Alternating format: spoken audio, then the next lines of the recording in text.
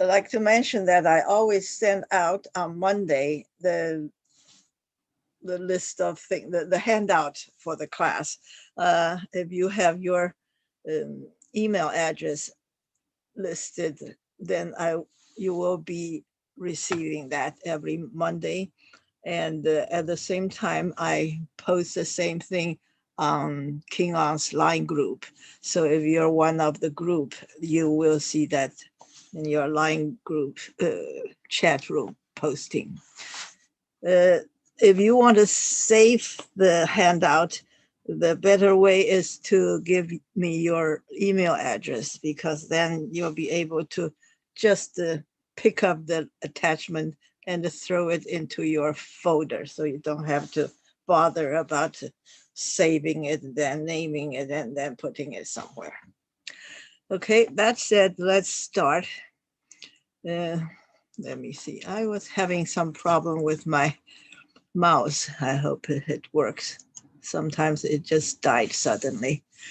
Today we're singing the English song, or the song in English, Whispering Hope, which we sang in high school or middle school. I think it was in my middle school music class textbook. And of course, we sang it in Chinese, but it's the same song. It's called Whispering Hope, and it's more or less a Christian religious song. And because it offers some hope that no matter how difficult your situation, as long as you have faith, you trust in God, then there is hope somewhere, so you will not be so stressed out. And that's the same message in Lu You's You Shan Xi Cun. He was actually talking about visiting the countryside and having fun at the village. However, the two lines when he describes how he managed to get there, there are two lines that offering hope to everyone in the world, that don't be too stressed out, just keep faith and you will get there sooner or later. So they have the same kind of message. And in addition to these two, I'm talking about Rick Steve a little bit, and the staple crops, a lot of crops that are harvested and sowed and cooked and eaten as a staple food. And a little bit about Archimedes.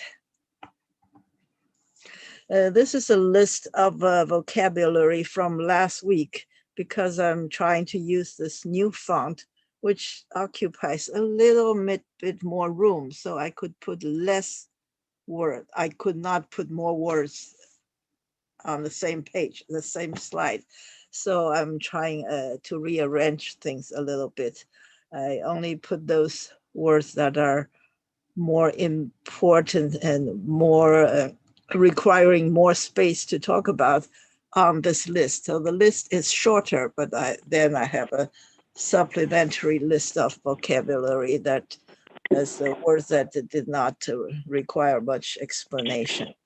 So we're working on the shorter list. First of all, I'm going to talk about Rick Steves, because I came across this relatively new video he has put on PBS. It does not give you a lot more knowledge. Most of the video I like to watch are things that teach you new things that expands your knowledge. But this I like very much, because he's not talking about giving you knowledge. He's just talking about why we travel. It's very philosophical instead of scientific or literature or whatever. He is talking about the human nature and why there are so many of us who love to travel, and what does that mean to our lives and to others. Because when you go traveling in a foreign country, you look at different things. You are just marveling at how people are different and how things are actually the same, but you have to be tolerant. And when you learn to be tolerant and see things from other people's point of view, then the world is a better place. Yes, yes. That's why he has a book called Traveling as a Political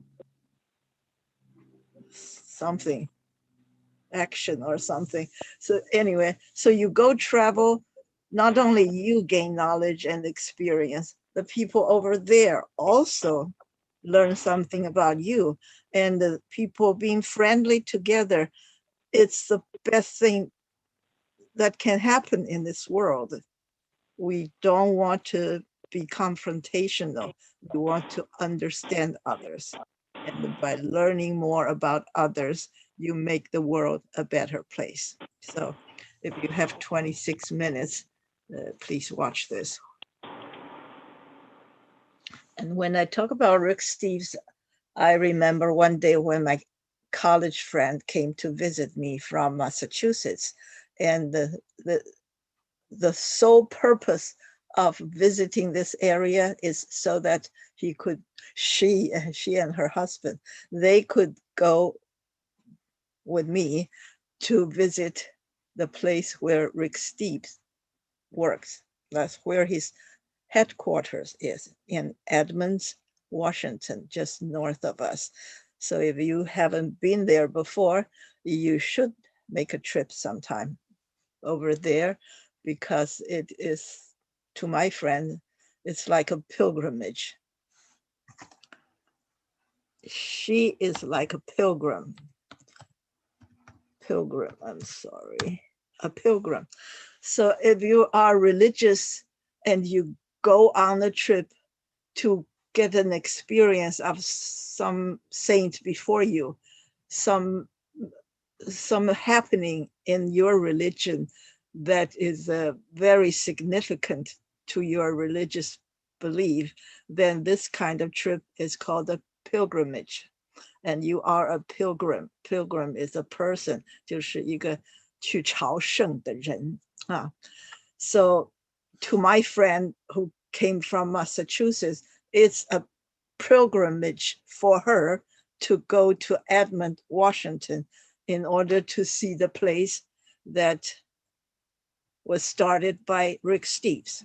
Okay, it sounds very strange to me, because I never thought that was so holy in other people's mind.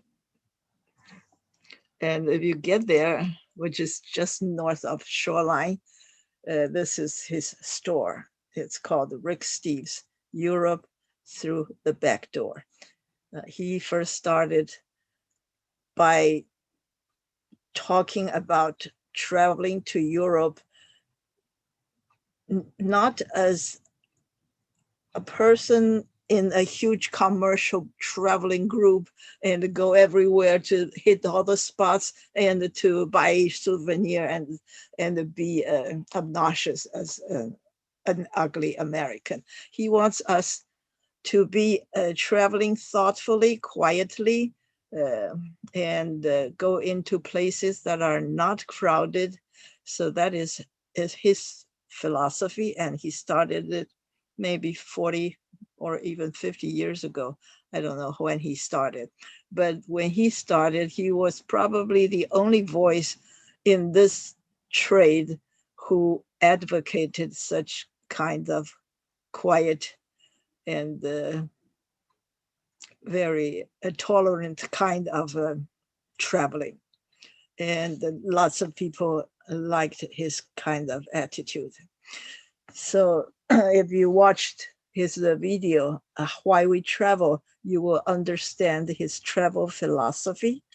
He is the host of a PBS, Rick Steves Europe, and a host of a travel radio show.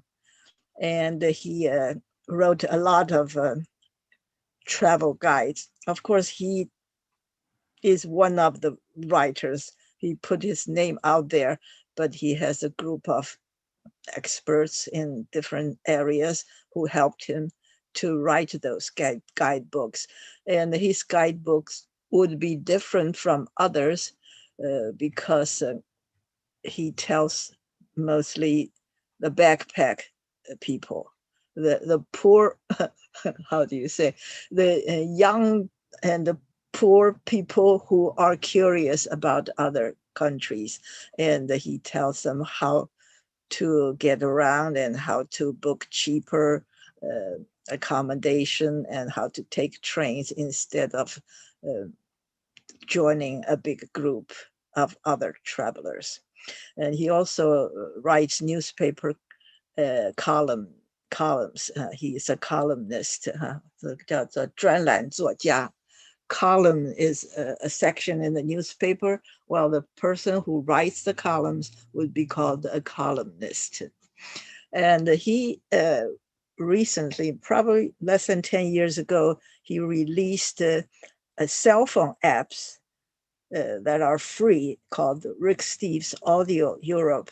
If you want to go to, say, Paris and visit a certain museum, you can have that on your phone, and you can just go there on your phone, and he would explain to you how to get into the gate, and if you turn left, what do you see, and so on and so forth. So you, as an independent traveler, can have a personal audio guide as you go. So this, I have never tried it, but it's all free, so you can download it to see how it works. Let's start with the vocabulary from last week. The first word is realm, which means more or less world. World is a very, very common word. I'm sure everyone knows it and know how to use it, but realm is very rarely used, so people may not have recognized this word yet. The first time I talk about it, I said, when you're translating any Chinese ancient or older text, literary work, when you see the word 天下, you would naturally translate it into the word realm, because that represent us, our view of the world, 天下, instead of using the word domain or field or sphere or territory or world. Realm is a better word to describe Chinese view of the whole world, which is anything under the emperor, who's the son of heaven, and everything in your land is under his control. That's the realm. So in our realm, even though it's 天下, it does not include other countries. We are the center of the world, and for that matter, we are the world. Other countries did not matter. Okay. Next word is pen name, which you can also say the same thing by using the French term nom de plume. The plume is a feather, a big feather that's used as a pen to write things. You cut one end off the thick end, like in this picture. That is a plume or a plume in French. That is a big feather, which means the writing implement. That is the pen.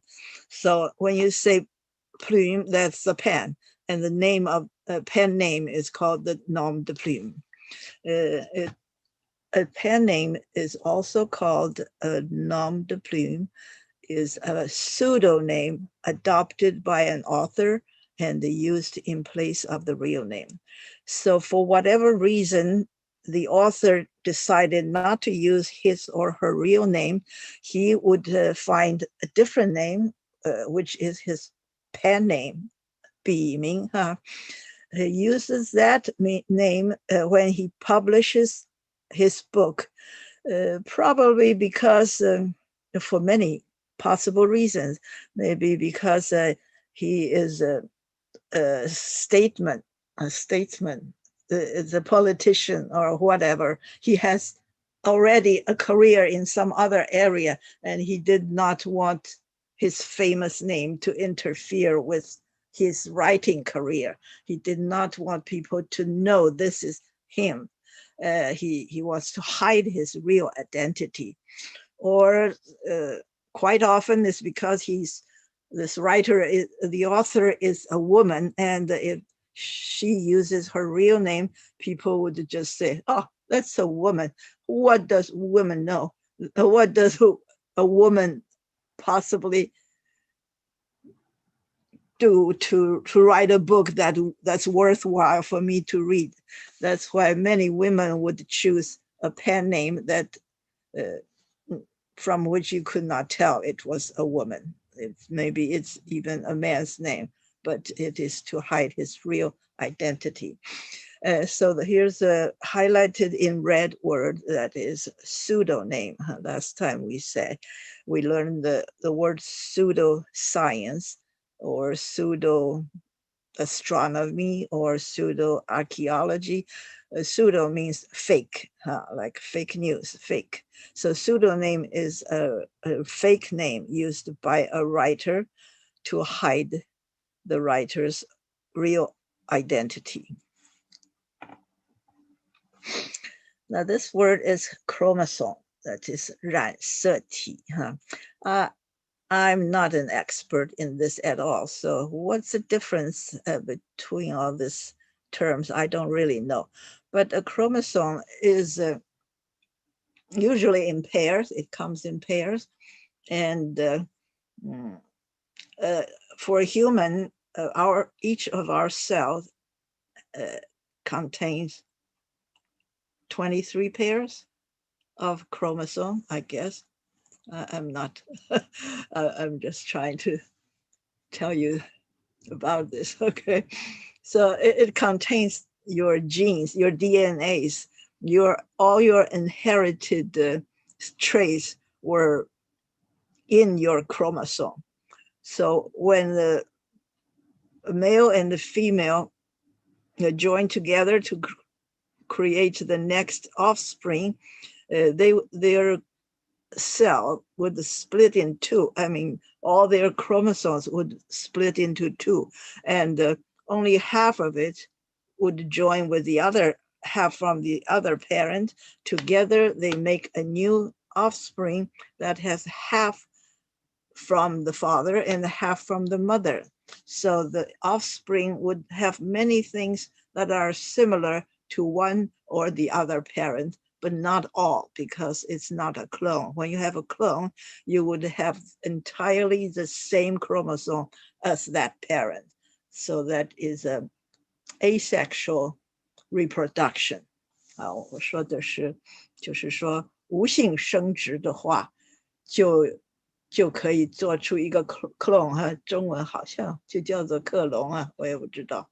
A clone is an identical copy of the other organism, but when you have a sexual reproduction, you would have half from the father and half from the mother, and together you get an offspring that is similar to both but different from both.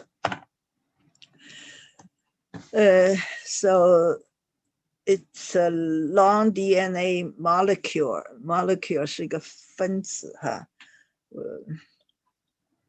when you combining the chromosome from whatever, from the original, you do you keep some and you don't keep some, and you combine them and you create new things. So that creates genetic diversity. 就是在基因上来说, you created something that is different, and then it's also similar. And sometimes a cell would mutate. Mutate 是突变哈，这个是 mutation 哈。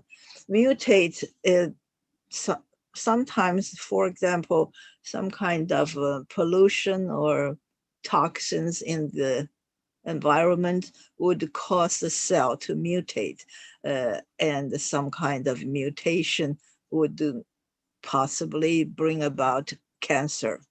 These are all the possibilities.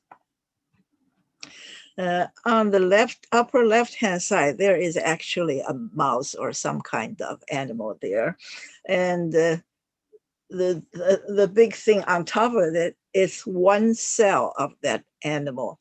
So this one cell contains the nucleus, 就是细胞核. And this nucleus, if you open it up and look inside, and you see lots of chromosome in it. And if you take a section of the chromosome, you would find it's actually,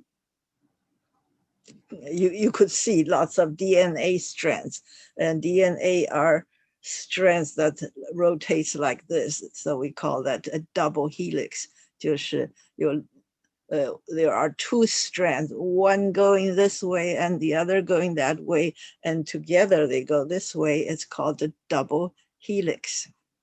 A helix is the shape, this kind of shape. Huh? And actually, people did not know what DNA was until maybe 1956 or something like that. And when Watson and Crick, the two scientists, or two biologists, I guess, they discovered that the gene, how the genes were formed and how they interact and so on and so forth. It was said that one of them had a dream one day, and the shape of the double helix appeared in his dream.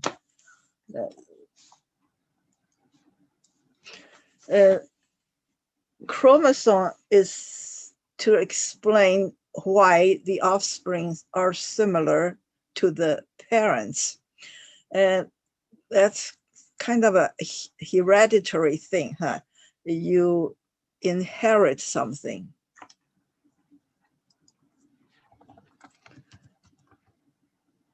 Inherent, I guess so.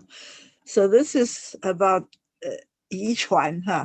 You inherit something from the parents. And this is actually you inherit in your body. Every single cell in your body came from your parents. However, heirloom is something that your ancestors pass down to you and you pass down to your children.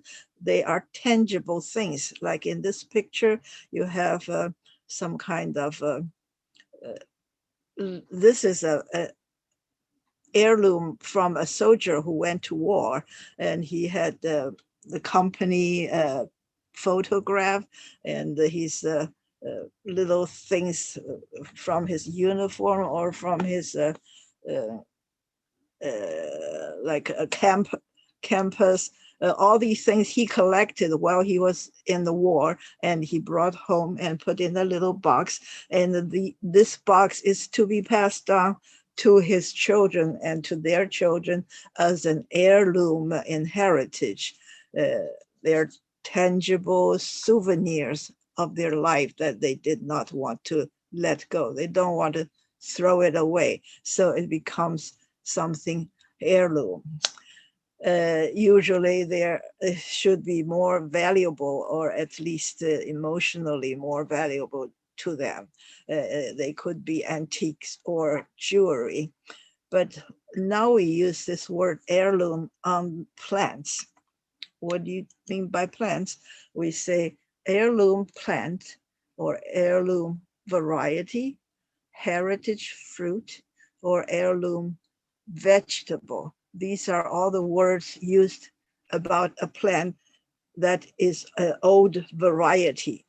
You did not go out to the seed store and buy a packet of seed, but you have it at home, saved in your garden from generations of people before you. They kept the seeds, which is no longer commercially available, and you save the seed that is traditionally from your ancestors, and you keep planting them.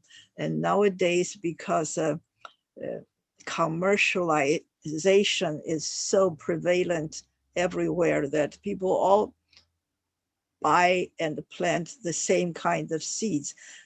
Thus, the varieties are very much narrowed down. So in case of some kind of disastrous event, for example, a virus or a parasite or whatever that can happen to a plant, that may wipe out the entire crop in the whole world.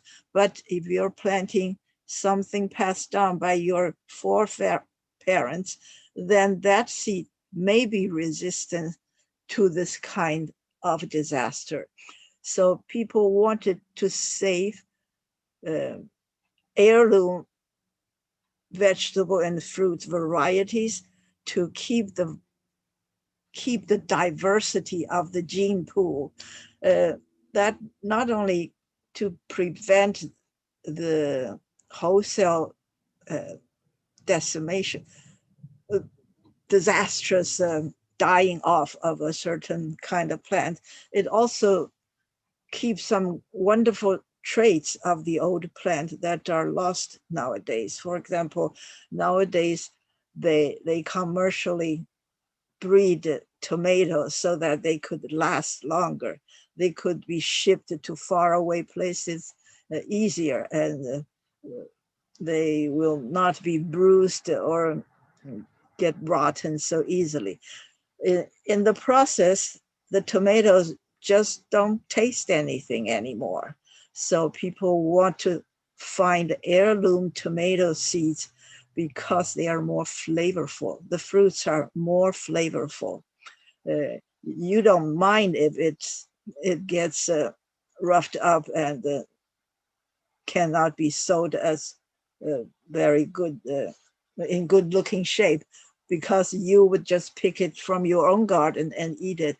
It's in a matter of minutes, you could eat it and finish it. So you don't care about those commercially priced traits of those plants.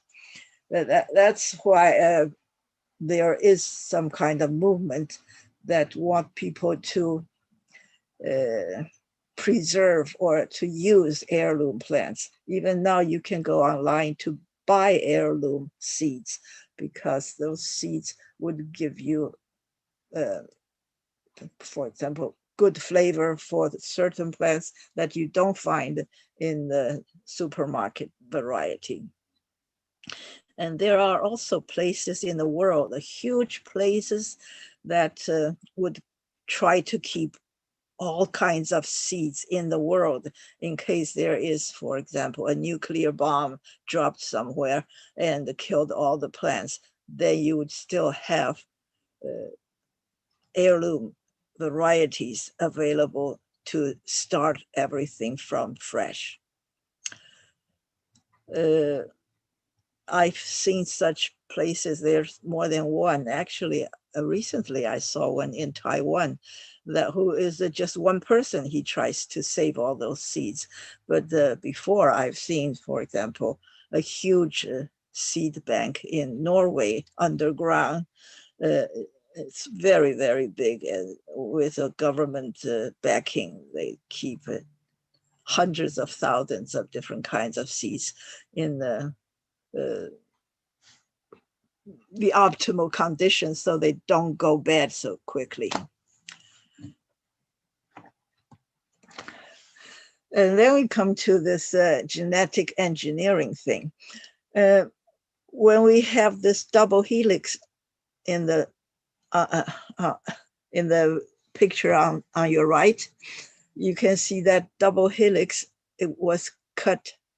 There was a break somewhere in the middle and a section was taken out, and you can put in its place a different section from another plant or from another animal or even from a virus or whatever. This kind of a fantastical scientific process is in place that makes people scared. People don't know what's happening and they are afraid that such thing would be harmful. Maybe not in the short term, but maybe in the long term, which we cannot foresee. So this is called the GMO, genetically modified organism. 基因改造的生物，OK，the science is so fastly changing that you and I probably don't know what they're doing, but we are apprehensive. We are afraid. Okay, but as far as research goes, right now they have not proved or witnessed any warning or anything wrong that could happen. But people are still very, very worried. So genes 就是基因了哈。It has been transferred within the same species or across species. Across means not within the same. It comes from outside, huh? And even across kingdom. When you say kingdom, it's like 动物界、植物界, huh? You have animal kingdom or the plant kingdom. And when you insert a gene from one kingdom to another, that is very, very far away from its own place. So it's kind of scary. For example, we could have a rice being changed by having a section of the gene replaced by a frog's gene. Maybe a frog can be frozen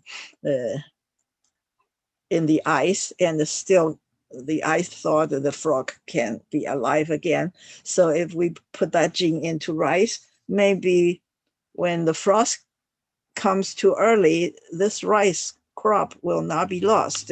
So these are the different things scientists were trying to do to change the fundamental traits of whatever they're going to change. So mostly it's about one kind of plant, usually a staple crop, like rice or wheat or something that would be resistant to herbicide or to insecticide or something like that. If you could create a strain of grain that can resist lots of things, then you can presumably harvest a great deal more than if you don't. That's why there are miracle plants that can bring people more food to solve the problem of hunger. These are all the brave new world that we could conceivably see. And we are looking at a new world, a brave new world. That's a word from Aldous Huxley, who wrote the novel, The Brave New World.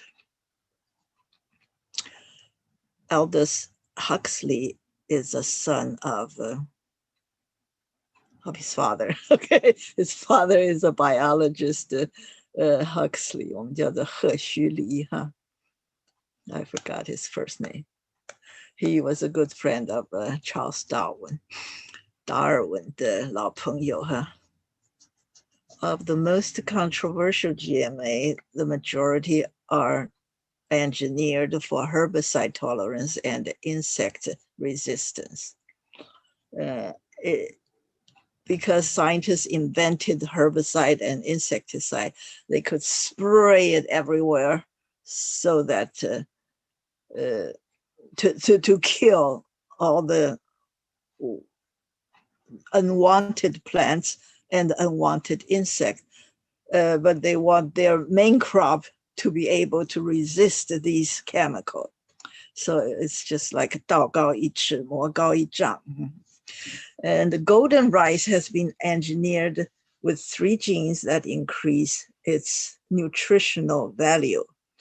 So one way to engineer a new crop is to make it produce better or resist things better, and to contain more nutrients.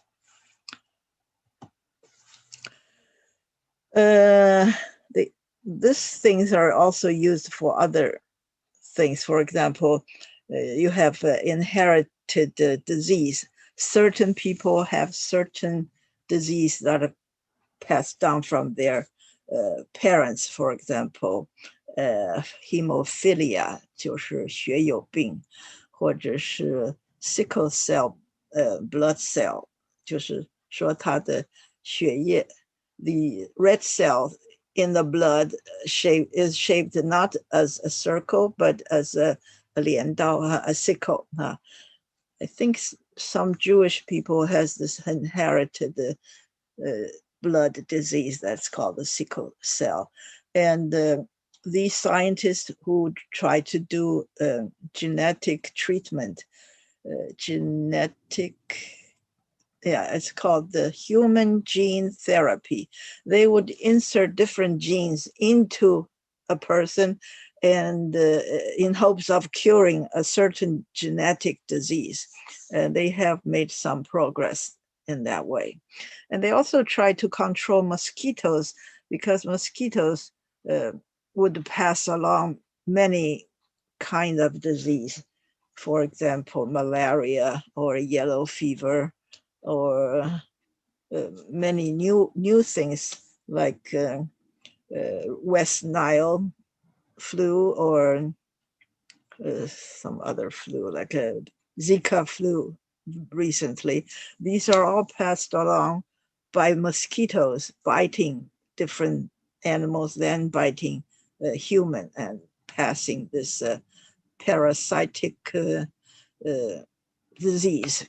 So if they could genetically engineer the mosquitoes, then it's hopeful for human beings. For example, there are millions of people still dying of malaria in Africa.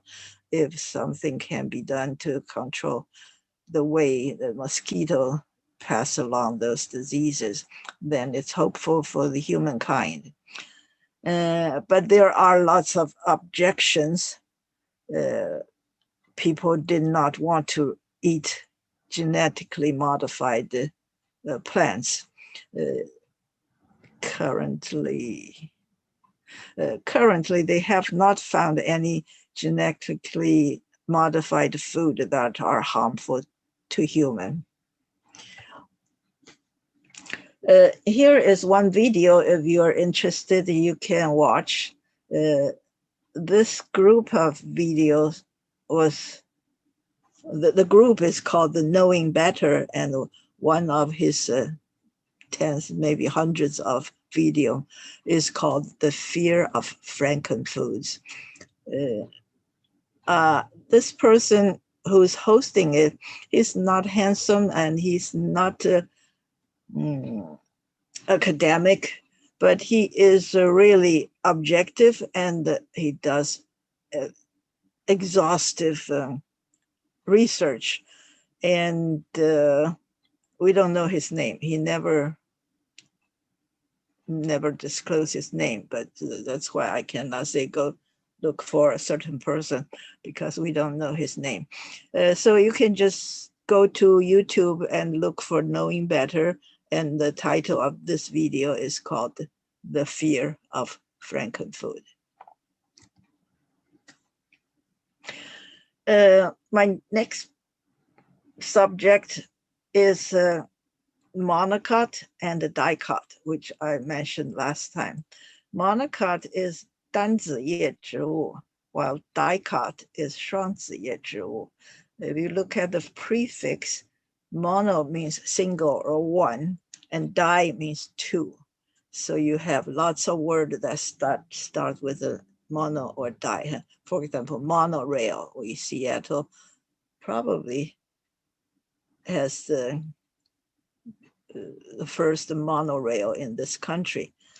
And di is also a very common prefix, but these two prefixes are attached to a word called cotyledon. That's at the bottom of this slide. This is the so-called 子叶.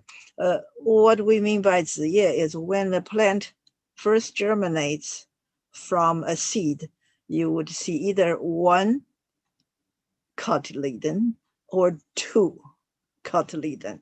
So if you see one, that plant is a monocotyledon, but it's so long, we like to just call it monocot. That's much more simpler. And if it germinates from the seed with two leaves, then it's called the dicot. It's from the word, of course, dicotyledon. Okay, so it depends on the embryonic. Here you see the word embryonic. Embryo is like a 胚胎. People have babies before, but we have babies.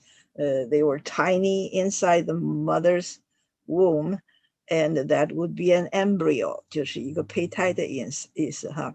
那 a seed, you don't see any leaves on the seed, but if you put it in soil and it started to germinate, you will see the first leaf coming up. Either it's a single leaf or two leaves.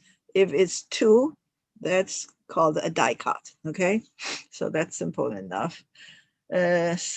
One is monocot and the other is dicot. These are the two largest group of plants. And most of our most common crop is dicot. That's why this is listed as of one of three major topics of today. We're talking about stable crop. Monocot in agriculture, if you look out your window, you see lots of plants that are dicot. You would imagine that there are more dicot in the world than monocot, but because monocot included most of all our most common staple food, that's why the bulk, the biomass produced by these monocots is far more than dicots. Okay, what do they include? They include not only major grains, which is rice, wheat, maize, etc., but also forage grasses, sugarcane, and the bamboos. So in addition to all these rice and the wheat and maize and the grass, all kinds of grass, they are all monocots.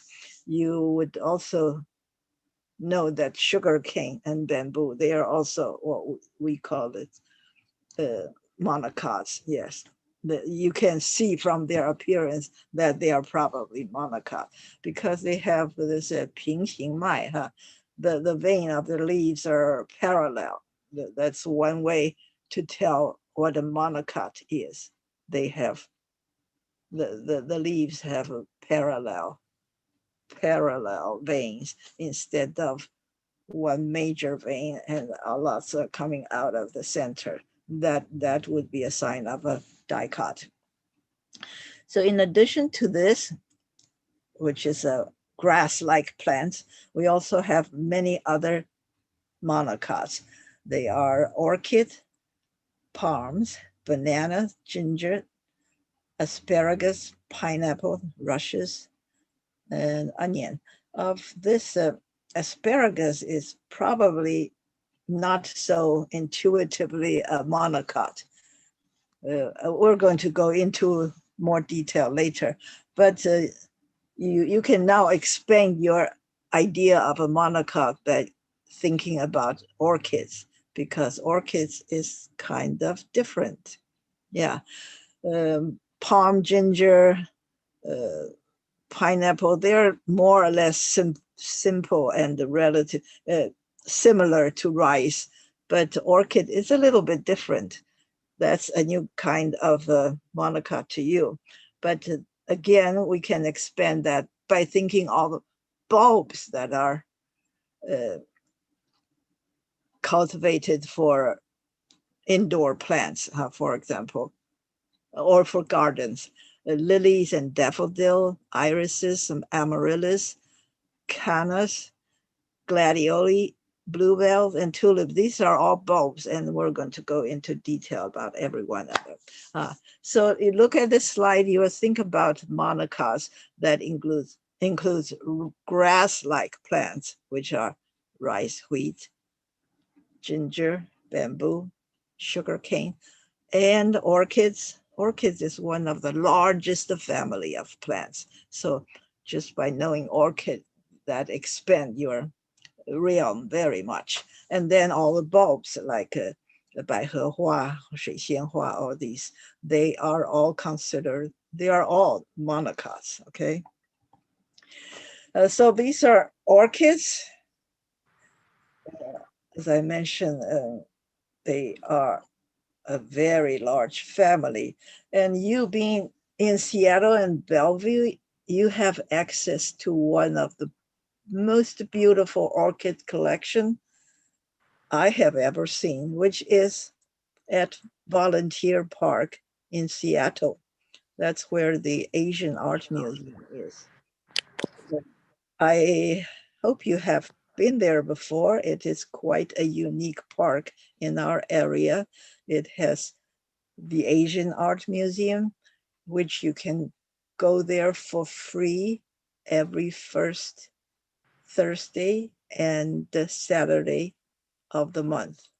So I've been there many, many, many times, practically every time on the Saturday of the first Saturday of the month. And not far from that museum is the conservatory, which is a greenhouse. It's not a great, huge greenhouse. I've been to many, many beautiful greenhouses that are 10 times or even 100 times bigger than that. But our conservatory can also be used to mean a music school that conserve the art of music. So for example, if you go to Juilliard, it's probably called a conservatory. But in gardening, a conservatory is a greenhouse. And in this greenhouse in Volunteer Park, they have the most fantastic orchid collection. They don't have a lot. They maybe have maybe 20 kinds, but each one is a knockout. It's just so beautiful that you've never seen before. So it's worthwhile to go there. And I've been there hundreds of times when it was free. But in the past, maybe 7 years, they charge $4 for an entry fee. But if you've never been there, it's worthwhile to go there to see the orchids because they have the best orchid I've ever seen. And the palm tree, when you think about palm tree, you think about a tree like this, which is probably a coconut tree, but there are hundreds and hundreds of kinds of palm trees as well. Basically, we have trees like this, which is a coconut palm or royal palm and other kinds of palm. And then there's one kind, it's like a date palm. They would look differently. For example, a coconut palm, it's leaning somewhere this way or that way, but a date palm is very solidly straight. It's always straight, and the leaves would go out. Well, you could Google for date palm. It's looked different, and you could easily see them in many places, especially when they were grown commercially. Most notably in the Middle West or in the Arabia or in the Central Asia. They would all have date palms. The bananas we were very familiar with in my home when I was from maybe 6 to 13 years old. We had a banana growing in our yard. I've been trying to do that here for many years, and I bought many of them. They all died over winter, even though they could survive 1 or 2 or 3 years of winter. They eventually died. But if you go to Volunteer Park on the east side, it's 15th Avenue east. Okay, so a little bit south of that, there is a family on the right-hand side, uh, between Prospect and Aloha Street. You could see a family. They had two big groves of banana trees. Each grove is like 30 trees together.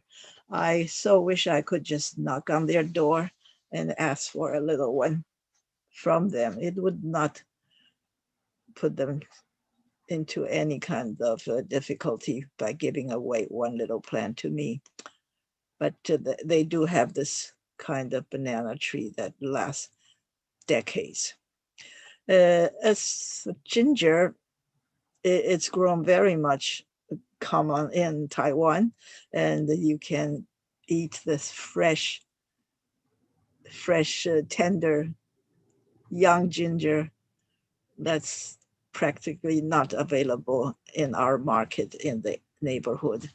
So I know some people who plant that in their house and they could enjoy fresh ginger. If you want to know more about it, you can ask me. And I did see somebody who did that, who is doing that all the time. As to the asparagus, that's the one of the monocot that is very different looking from all the other monocot, because the other monocot you could see the leaves are like this. This is a pineapple plant. So this is more or less grass-like leaves. This is rushes by the water, and this is onion. Even though they are not so grass-like, because onions, the leaves are tube instead of flat, but they still look like a simple enough kind of leaf to be considered a monocot. So these are monocots, but these are monocots that are from the bulbs. We have lily, daffodil, iris.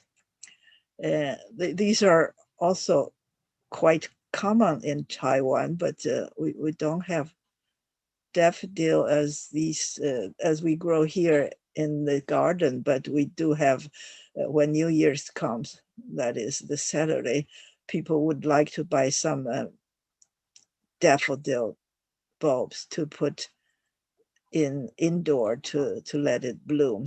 And that is usually called the narcissus. Narcissus is also a kind of daffodil. Narcissus is from a Greek mythology. There is a god who is so handsome. Well, we don't say beautiful because he's a man.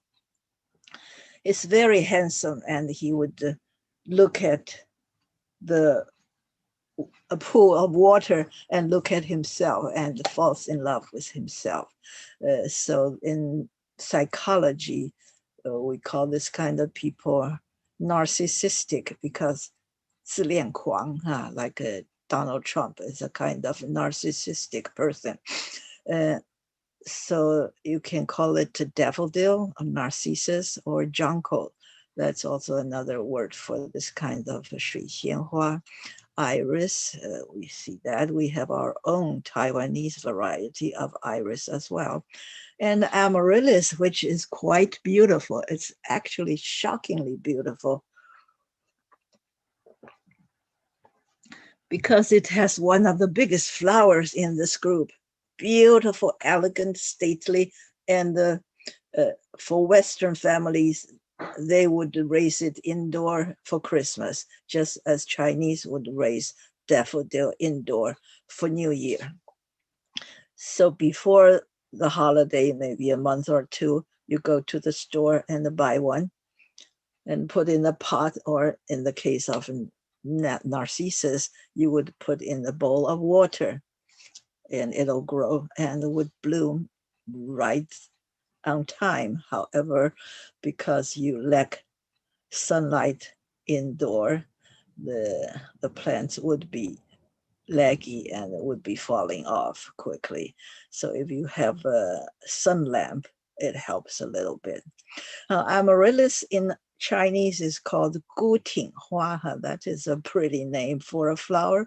孤挺哈，孤儿的孤，挺就是站得很挺的那个挺哈。Because it suits its shape very much. It looks so singly outstanding. And Canna is more often an outdoor plant, so it's not commonly seen in this area because it's not hardy enough, but there are a lot in Taiwan. And gladiolus is very hardy too, so you see it a lot in Taiwan or China or anywhere in the world, and you can also plant it in here in Seattle area. Bluebell is also very hardy and it's very easily grown. You don't have to buy it. It's everywhere. Yeah, if you need some, you can come. I have hundreds or thousands that are popping up everywhere in my garden, but I usually dig it up and forget to plant it down. So I just kill them actually. But if you go to Hampstead, not Hampstead, Hampton, okay. If you go to Hampton, which is close to London, that is a home of Henry VIII. And later, after he died, of course, the palace passed on to other people. For example, William and Mary, they were king and queen of England. And if you live there in the palace, you look out, the entire garden, front and back, everywhere is planted with bluebell. So when bluebells are blooming, it's quite a sight. And the trees on it, they were planted in the shape and in the arrangement of W and M to show William and Mary. So if you live there, which of course you don't, you had to be a queen or a king to live in there. That's Hampton Palace. You would look out in the garden in the spring and see bluebells everywhere while the big trees, the evergreen trees, are lined up into W and M. And tulips, of course, we know that very well. We used to have one of the largest tulip fields in the world, but they've gone almost to nothing. When I first moved to Seattle, the first spring I went out to see tulips in Skagit Valley, and they were probably, if not 100, at least 50 tulip farms out there. Everywhere you go, it was tulip blooming beautifully. But now there are probably only 3, and they don't let you see them for free. They want to charge you a fee for it, but still worth it. If you could pay maybe, I guess, $5 or $7, you can get in and really enjoy looking at the tulips. But of course, you can go to the Netherlands. When spring comes, there are lots of tours that takes you there.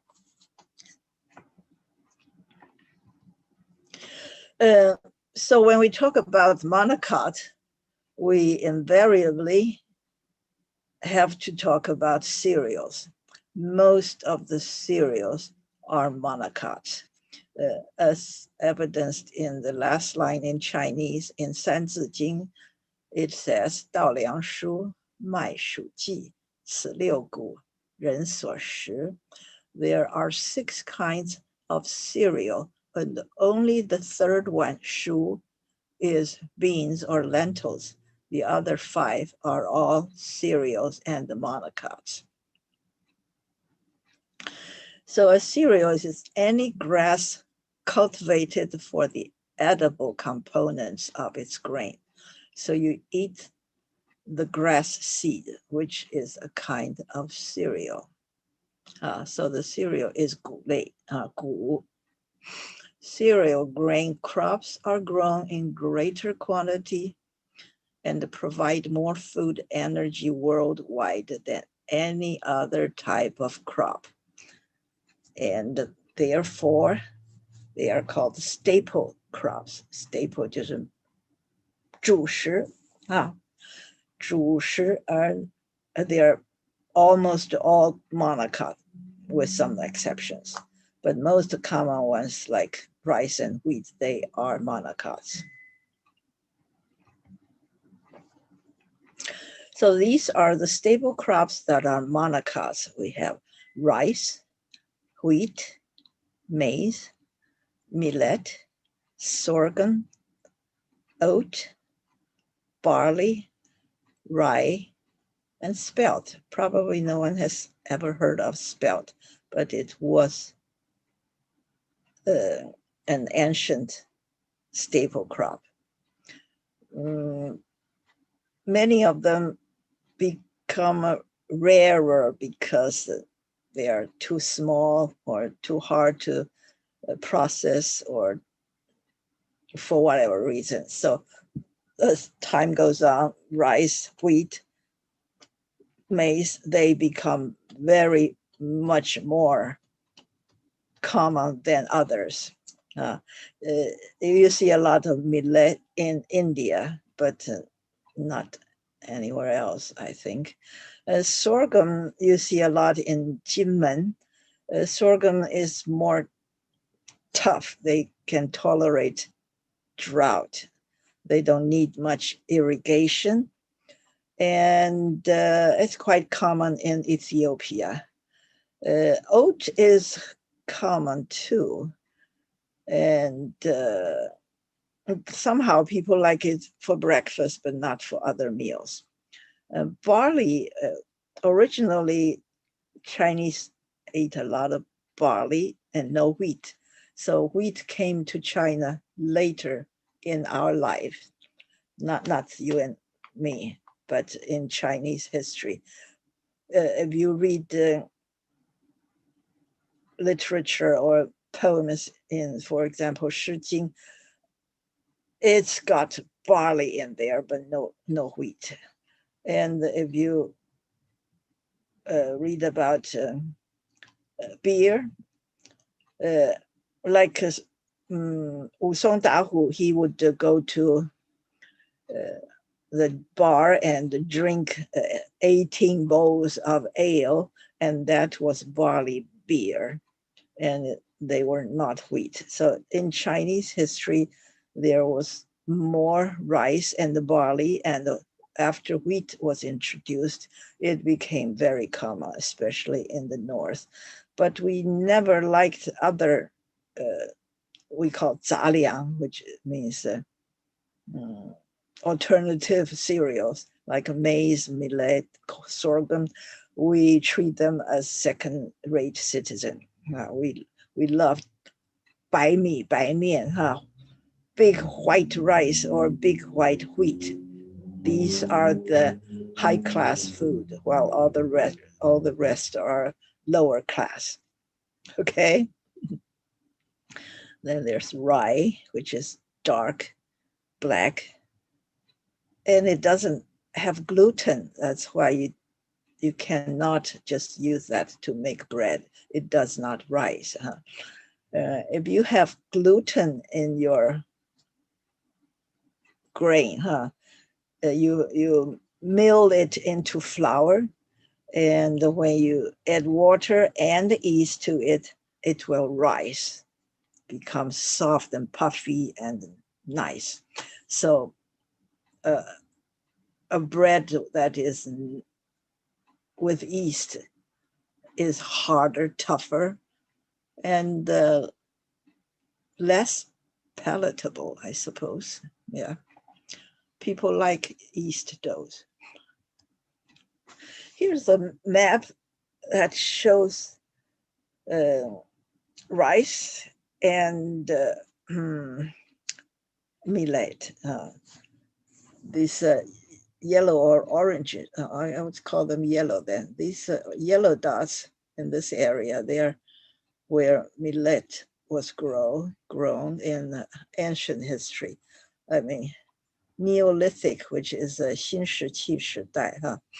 So in the old days, they grow millet here and rice. Okay, rice and millet. Okay, so these are rice, the green, dark green dots. and as far north as here, but not too far, because rice doesn't not tolerate a lot of chill. This is a spreading of rice. In the beginning, we had rice here and here, and they start to spread here to Vietnam, to Guangdong, and to Malay. And from Taiwan, they spread to the Philippines and Indonesia, and even to the Oceania. We went there and came back. So this is around 3,500 BC to 500 BC. So this is old, okay? Old time, the spread of rice is spelled out here. Now we talk about the Monocot staple food. First is rice. We have brown rice here, and this is peiya mi. We did not polish it all the way. We took out the chaff from outside, but we kept the germ. 这叫什么麦？不是麦芽，稻芽哈。We kept the peiya on this grain, so this is called the peiya mi. So it's a rice with its embryonic part still left there. But if we polish it further down, it becomes really, really shiny, brilliant white. When you cook this, it's really white rice. Of course, in the old days, people think wealthy people eat white rice, but now brown rice costs more than white rice in this country, which is really a strange thing, okay? For no good reason, except that the market is smaller. That's why it's 物以稀为贵. And here we have some wild rice and some other different kinds of rice. The second one is wheat. If you see this map, original wheat output, you can see that it's a little bit northern than rice. Here in the south, it's here in Argentina and Australia, in the southern part of it, because this line is the equator. 这是赤道哈，所以这个 wheat grows more to the northern part. In India and in China, it's both in the northern part. And this is a very common picture you can see.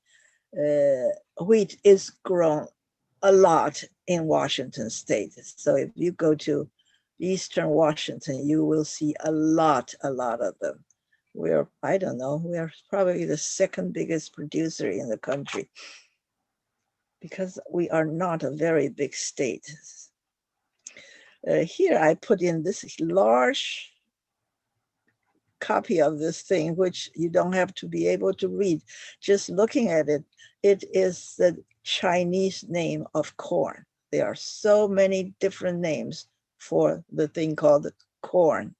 So it's called either maize or corn in English, but it's called 100 different names in China.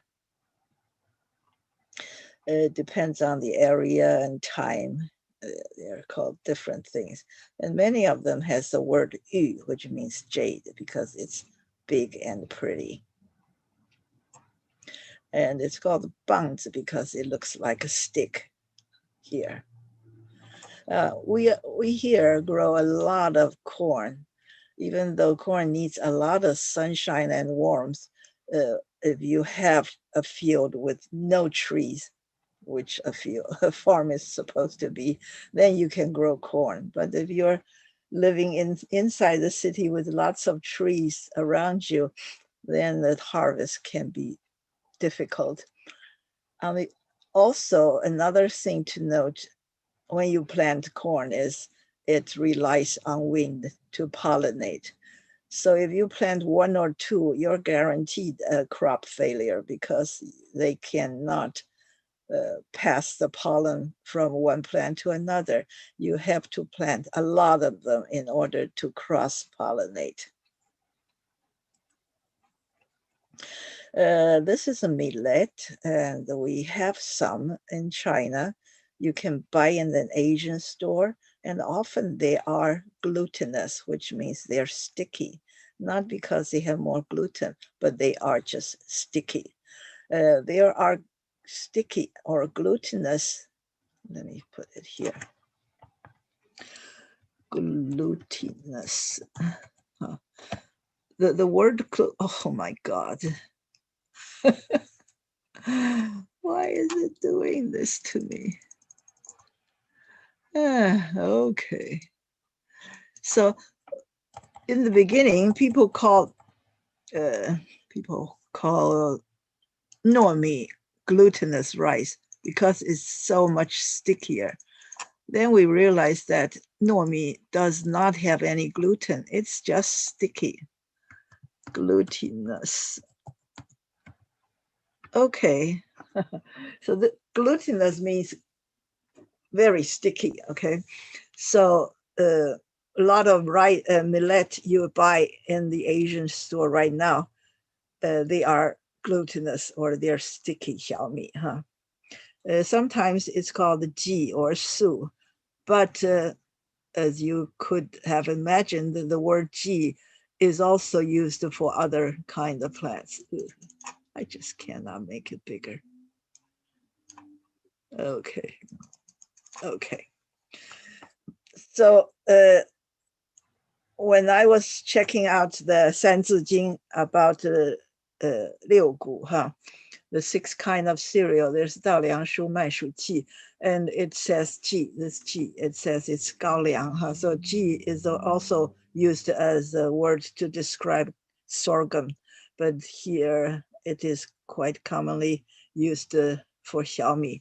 All these words are interchangeable in the language, as you could see that the word corn has over 100 Chinese names.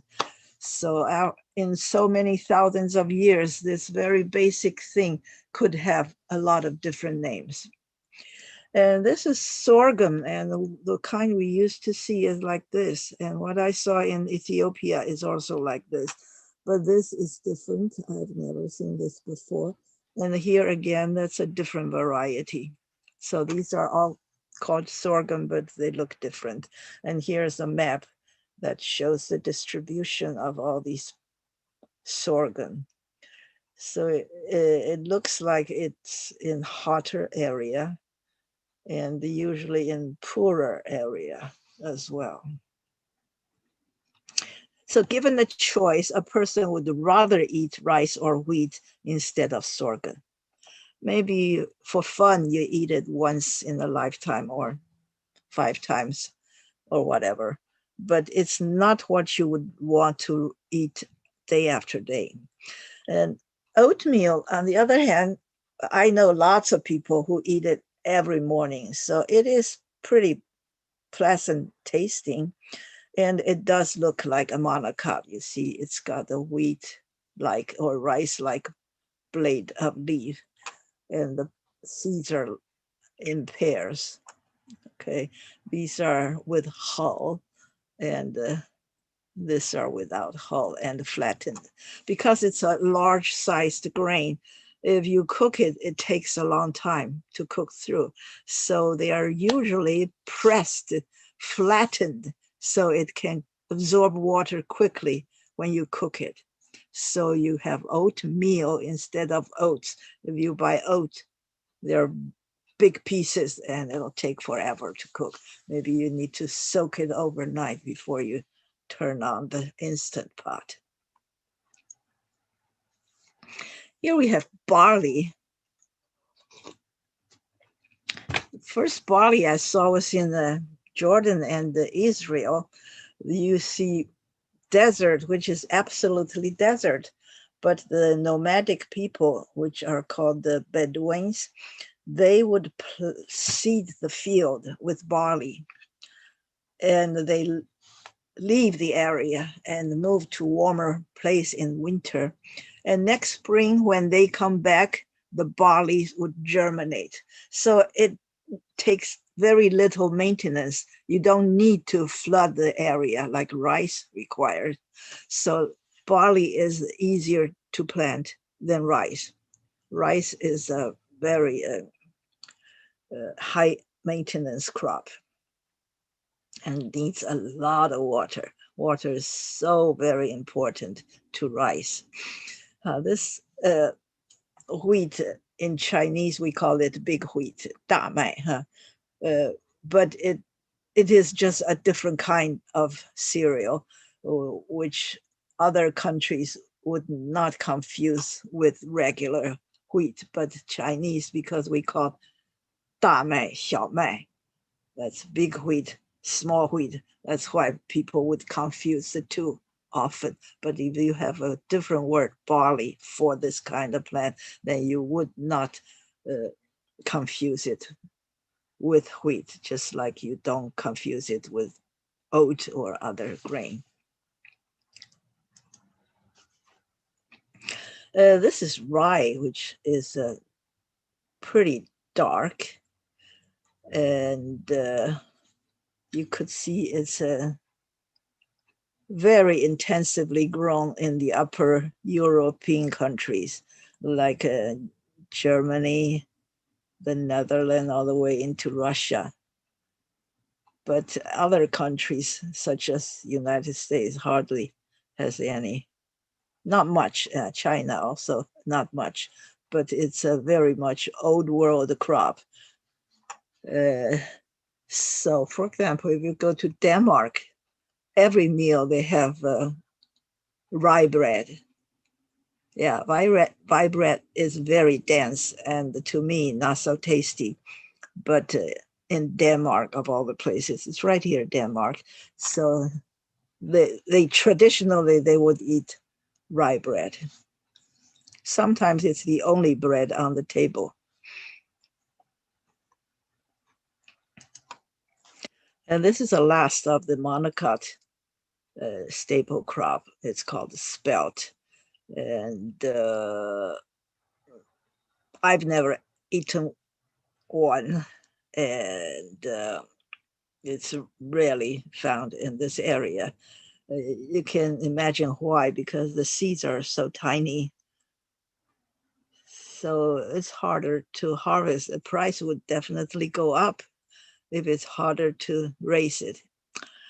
And it seems to look like just like a regular bread, but it's called a spelt. And it's in many, many ancient texts.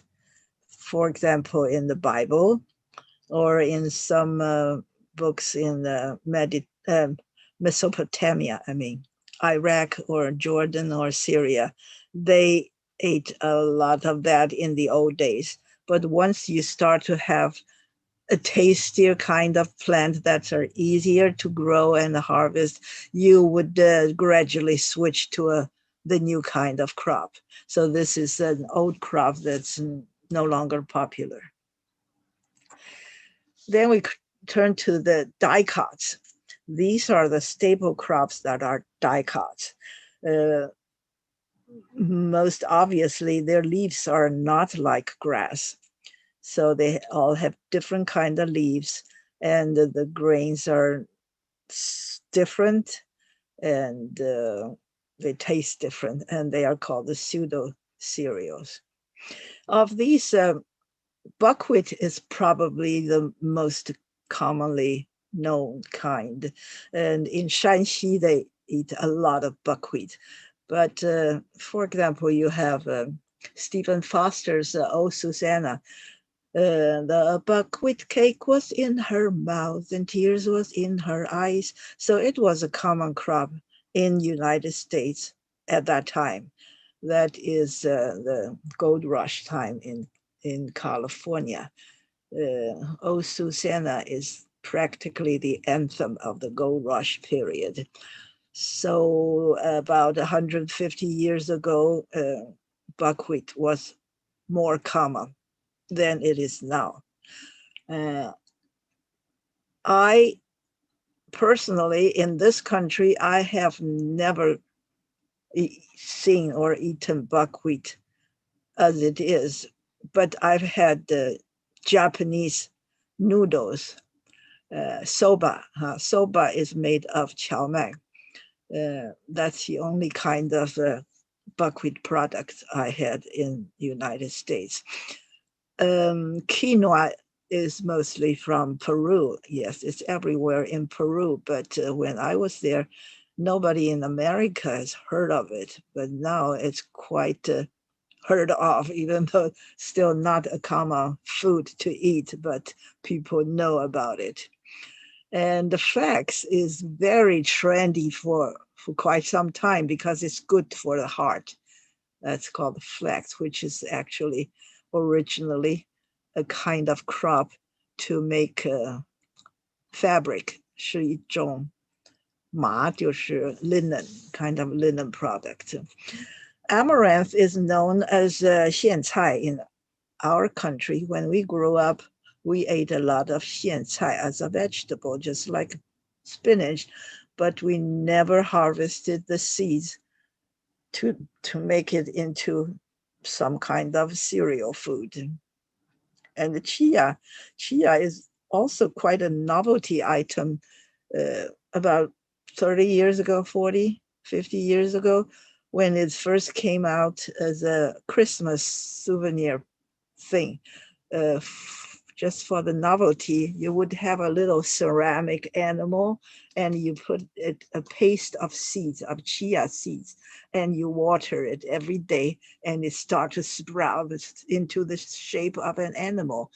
That's the first time this country got acquainted to this kind of grain called the chia. But now it's also like a flax as a novelty alternative stable crop. You eat it just like quinoa or flax. This is buckwheat in its original form after harvest. It's like this, but it's got a hard shell. You have to take it off. And this is after it's taken off and probably cooked because some of it's expanded. But when it was still on the plant, it looks like this. And the plant would look like this in the field. And this picture is from an old Japanese book that describes buckwheat like this. 荞麦, huh? And this kind of noodle is buckwheat noodle. For example, you go to a Japanese restaurant, you would usually see yakisoba on the menu. So that is fried noodle, but it's a buckwheat noodle. So when you see buckwheat, you imagine it could be some kind of wheat, but it's not. It has the leaves like this, which is a dicot. And this is quinoa. Yeah. I was there like 12, 13, 14 years ago. And I tried to recognize the shape of the plant, and it's difficult. One thing is when you go to a country that does not massively use herbicide, you will see a field not like this. You will see lots of grass and the flowers and different kinds of 野草, weeds everywhere. So it's very hard to find out what plant it was that this field is for. In this country, everything is so easy. You go and harvest a kind of thing and you got just that. You don't get anything else. But when we were little, when we buy rice, a sack of rice, you could sit there for hours picking out the seeds that are not rice or rocks in it. Yeah, that's what used to be. So this is quinoa. Okay, I digressed. So quinoa has different varieties. Some are white, some are reddish.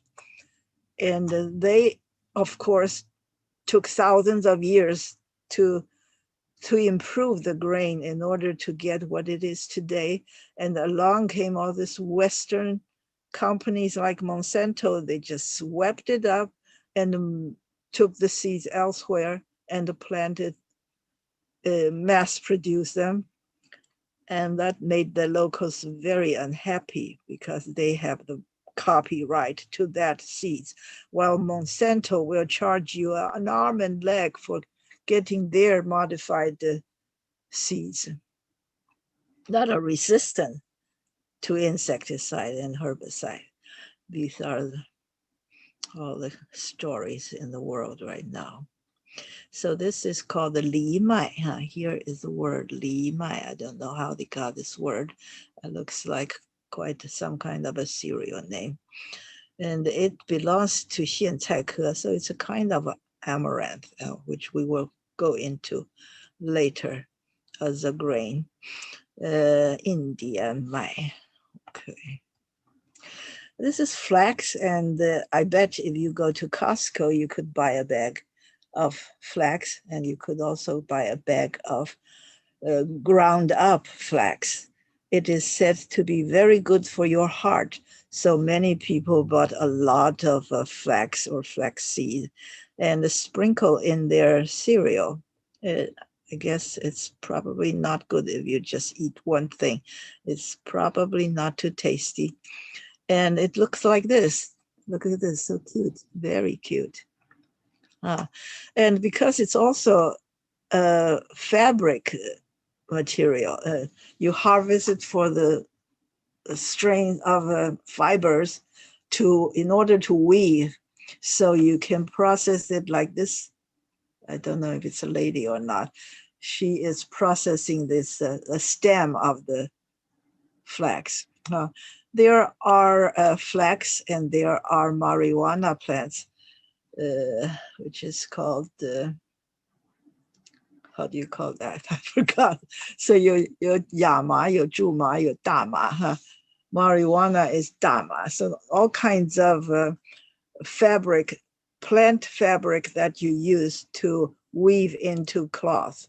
But they also have other uses, such as flax as a food, and the marijuana as smoking, okay? Now here comes the amaranth. Amaranth is xiancai. When it blooms, it's like this, kind of pretty, but you can see the leaves looks like our xiancai, which we eat like spinach.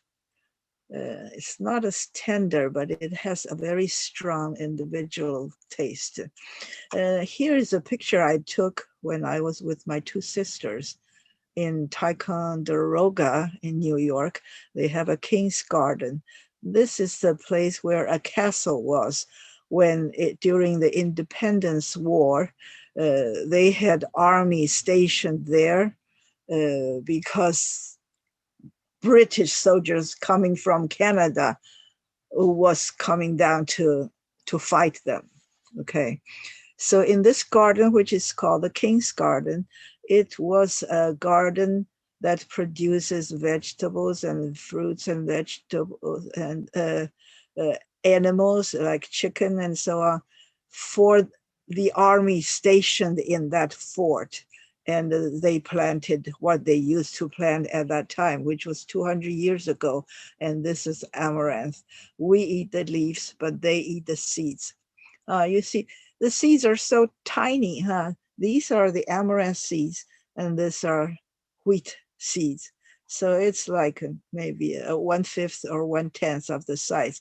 That's why it's so hard to handle. And it's really hard for you to imagine how you use this as flour or rice.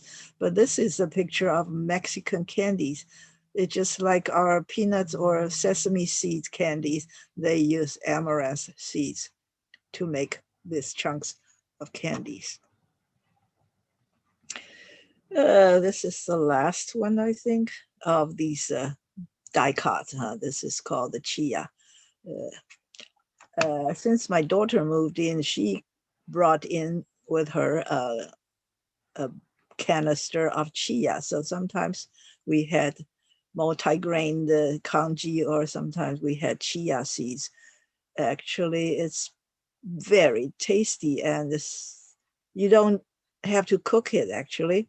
She just put it in milk or almond milk and let it sit, and it becomes, you can eat it like a xifan. Yeah, it is, if you look at this, it is a kind of sage. Here we have the word sage. Sage is the Chinese word would be 鼠尾草, which is a strange name for it. But sage is a common herb in Western culture, and the chia is a kind of sage. And one thing about sage is if you touch the stem, it is a square stem instead of a round one. So it's very easy to tell. You can also tell that when you touch a mint. Most people have mint in their garden. If you feel the stem of mint, 薄荷, there are all kinds of 薄荷, tens of different kinds of 薄荷. They have square stems, okay? So this is chia. And the last kind of staple food crops, this kind is called the tubers or root vegetables. Some of them are not root, for example, potatoes and taro. These are not root, they are underground stem. 我们叫地下茎，就是说它虽然是在地底下，可是它不是根哈。The definition of 根，means it comes out and it's just a mass of gun. But tubes, it's one thick piece from which roots can come out. So it can be a taro, a yuto, or potato. A potato itself is not like many roots. It's got ice with a shoot coming out of it that are actually roots. So lots of root would come out of a tuber, while the tuber itself underground is not a root, okay? So these are most common kind is ma ling shu or 土豆, in mainland China. Potato is called the 土豆. And the 薯薯番薯, okay.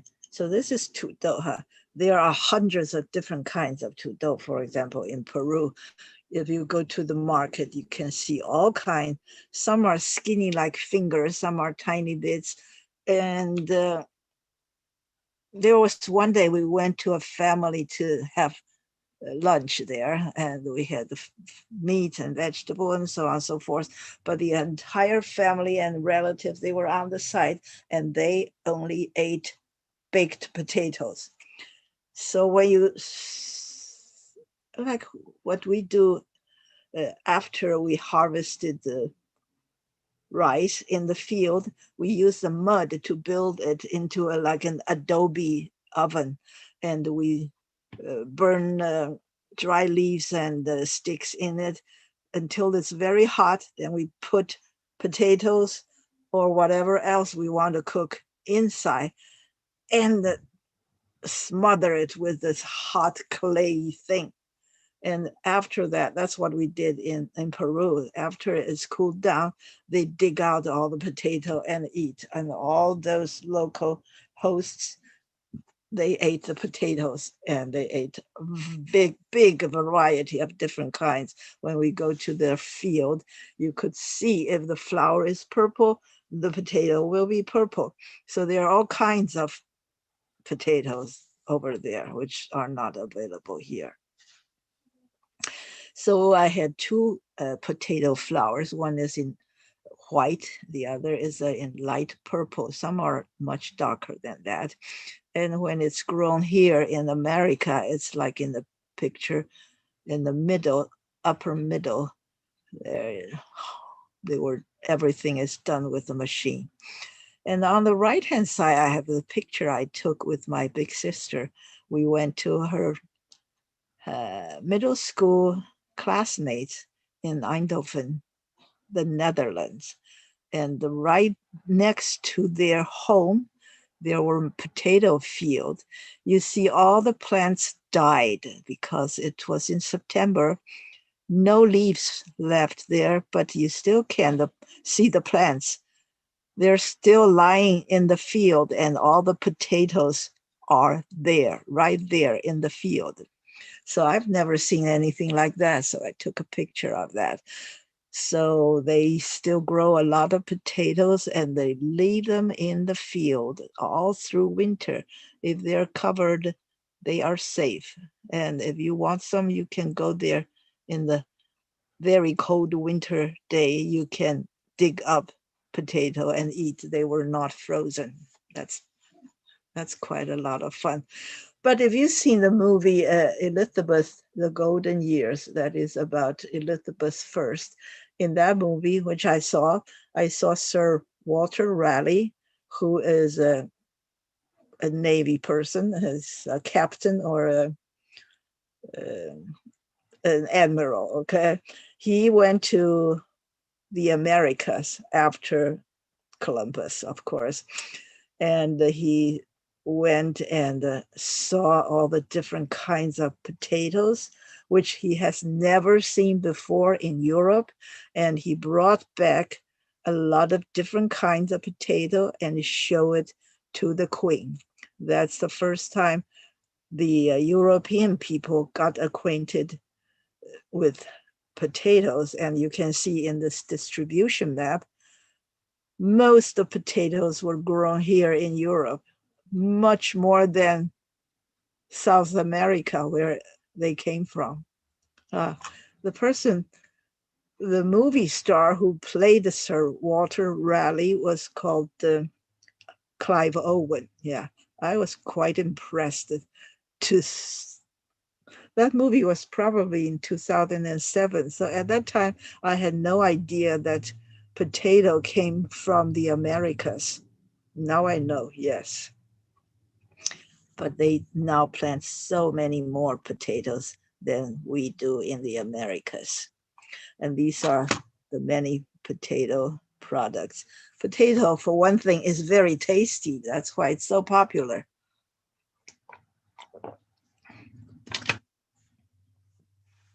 And this is called 木薯, huh? It's more or less a second-class potato because it's so easy to grow. It's drought tolerant. The soil can be very poor, and you can chop it up into sticks and plant in the ground, and they will grow in no time. Probably more than 6 feet in a few months, and they bear prolifically. You can get a lot of cassava. That's what they call it in the Philippines. They call it cassava. But a more common name is manioc. And when I went to Vietnam, they would tell us it's called manioc, but I'm sure they have a different name in their language. And when we went to Thailand, they call it tapioca, which is the same thing, but they all have different names because it's so basic, and this has a long history in that wherever they are, that they would have a native name for it. So there are so many different names, like yucca is one of them. But yucca is also the same name. Some people use yucca for other plants, like the big plantain banana. If you go to an Asian market and you see the huge banana, green, and sold one piece at a time, that's called the yucca by my friend who's from Cuba. But many other countries would call that plantain. It's sweeter, but it's not sweet compared to real banana. So we call this 树薯 or 木薯. And if you boil it, you can get that, or steam, like this or this. But that's a plant. It's kind of pretty, but it's very easy to grow. It's everywhere in Africa because it's much easier to grow. You don't need irrigation. And this is sweet potato, which is also tasty, and it's considered tastier than the previous one, which is 木薯 or manioc or tapioca or cassava. but this is sweet potato. We have 地瓜、番薯、红薯、甘薯、红烧. I have to include that because my father called it 红烧, the last one, but I haven't met anyone else who call it 红烧. My father is from Sichuan. And 番薯, we say 番薯、红薯、甘薯, and the 地瓜. Yeah, there are many names for it, and it's quite tasty. But compared to white rice, traditionally Chinese would think you are a high-class person if you eat white rice instead of all the sweet potatoes. However, nowadays people like sweet potatoes, even though in the olden days it's considered a second-class staple crop. This yam is not the yam we saw in the supermarket. And there are many, many different kinds of yam, like this one we call the shanyao, which is probably called the Yamamoto. No, Yamaimo, I'm sorry. And this is probably in Africa. They could grow into even 100-pound, very big ones. Yeah, you couldn't believe if I tell you that in Guatemala, their papaya could weigh 50 pounds, bigger than a winter melon. Yeah, they could grow that big. And in Australia, their mango could weigh 6 pounds. There are all kinds of big things. Here we have in the Filipino would eat a dessert like this. It's called the purple yam, which is made of one of these kinds of yams. It's really purple. I don't know if it's real color. But in this map, in this Western African area, that's where Ebola was quite prevailing for a while. This would be Ghana, Cote d'Ivoire, yeah, Ivory Coast, and things like that. They plant a lot of yams, and they are big, very big. We probably haven't seen one, but that's the place most in the whole world. This is where yams come from most. Okay. The next one is a taro. This is the last one. I personally like taro very much. It's yuto, huh? And in Hawaii, they use it to make into a paste called the poi. I've heard of people who just hated that, but I imagine if it's taro made into a paste, it could be quite tasty. Sometimes we would make a yuto, like a babao yuto, huh? 芋泥, 芋泥, okay. So it's like mashed taro in a sweet dish, dessert with all kinds of nuts and fruits. That's a good dish. And this is the plant, and it's blooming like this, almost like a calla lily shape. If you have a plant like this with a lot of holes on it, it is called the Monstera deliciosa, and it would bloom with this kind of flower. It's like a jack in the pulpit. Okay, and the very last one is a staple food, but it's lentil or dal, as called in India. They eat all kinds of lentil. You can eat the boiled lentil, or you can make lentil soup, which is quite common when we went to Central Asia. And these are the bean plants itself, and this is a different variety. This almost look like a garbanzo bean plant. It's a garbanzo chickpea, huh? And here you see the place that produce lentil in huge quantity is India. Other countries too, but India by all means. And next word is 大气层, there are many layers within the atmosphere. Here I have this chart which divided from the height above ground. Here, there is a ground level, and here you can see Mount Everest, which is 喜马拉雅山最高的地方, huh? So here's an airplane. So the layer of air that's closest to the ground is from 6 kilometer to 20 kilometer. It's called the troposphere, huh? And the layer on top of it, about 50 kilometer, as far as 50 kilometer, where the weather balloon would venture into. This is the layer called the stratosphere. And the one higher than this is like 85 kilometer, up to 85 kilometer.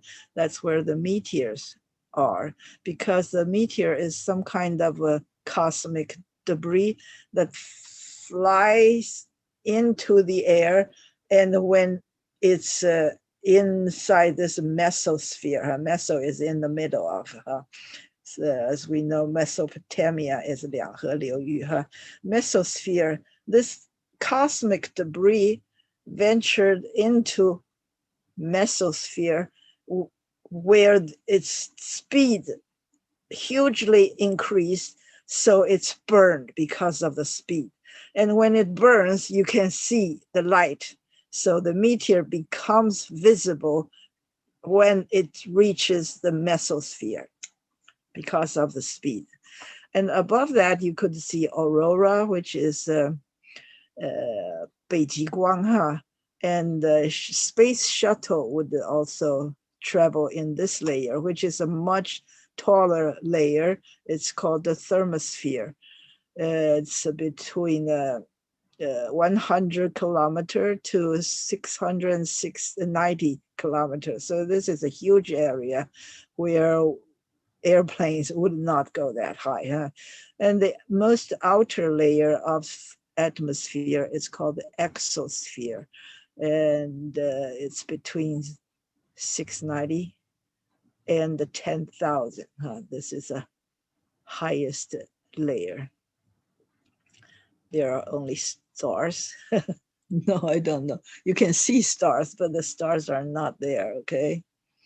That is called atmosphere, 这个是空气的大气层, When you get out of that, there's no air anymore, And sometimes we say this coffee shop has good atmosphere, 气氛很好, we can use this word, atmosphere. We just mentioned cosmic debris. That is trashy little pieces of no good stuff that is scattered all over in the cosmic. This is called 宇宙碎渣. A meteor shower 呢，就是 when you have a planet there, which like Earth, and your gravity attracts these cosmic debris into our atmosphere.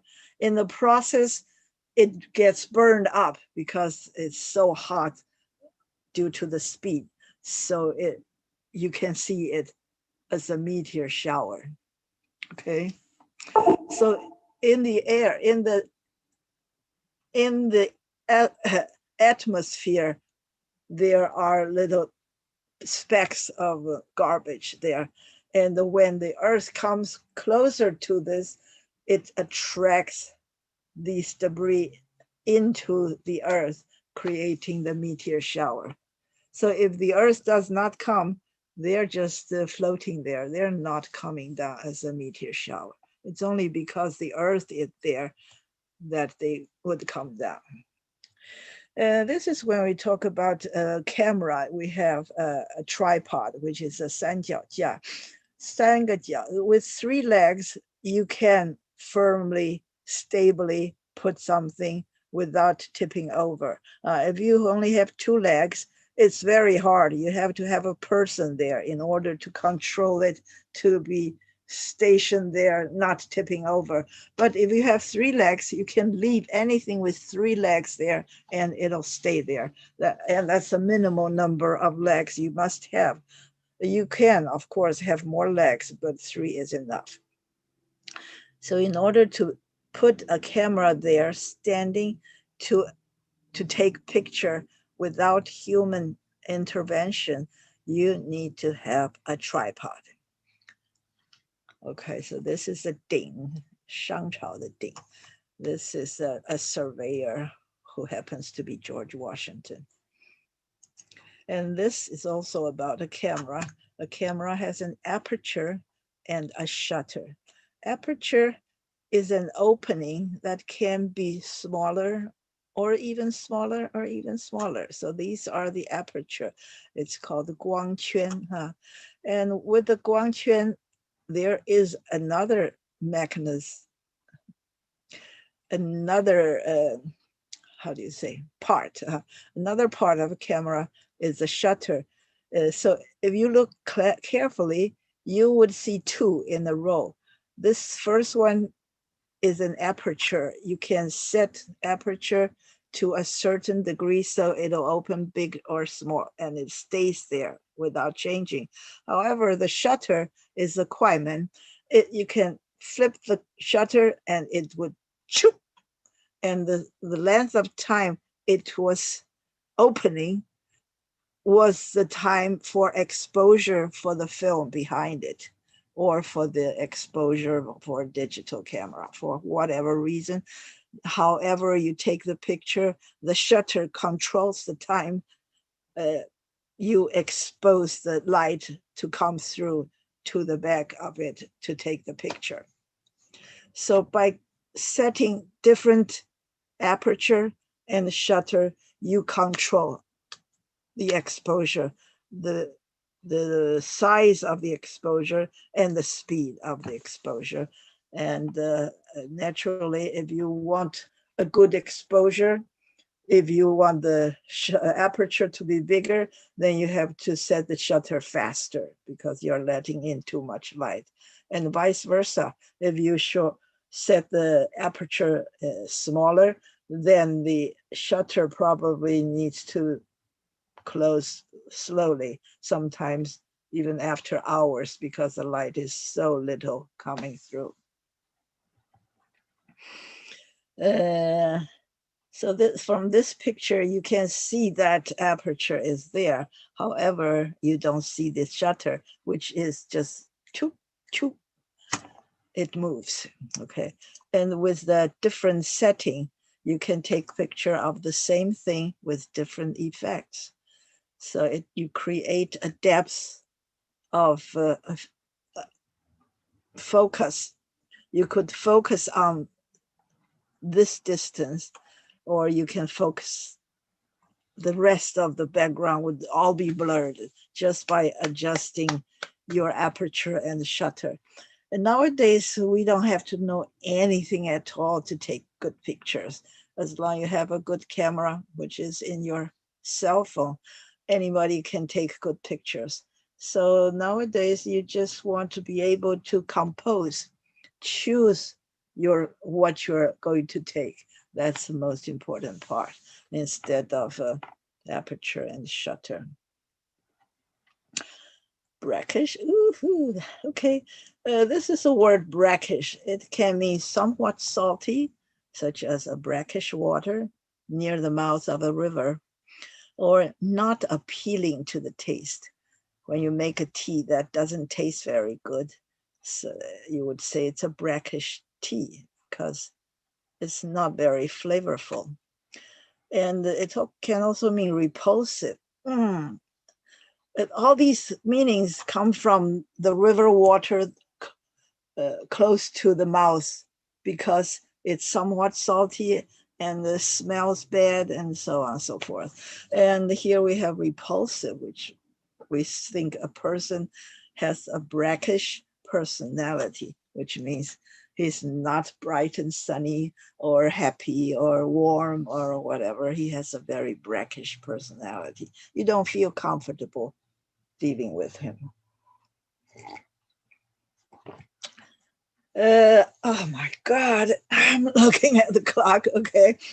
We're talking about erosion, which is because of water and wind, the surface of the earth was eroded over millions or even billions of years, like the picture on the right. You have a small stream of water going through the field, and when the water runs fast, it takes away sand.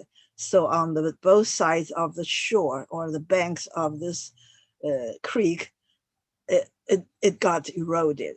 The sand was transported to another location. It can either move the sand or dissolve the material in the rock. All these pictures are mine. This one is taken in Antelope Canyon, Page, Arizona, with a date, and it's a fantastic place. You have to go see it. It's so beautiful. Every picture is uniquely beautiful. You cannot possibly take a bad picture. And this is not too far from it.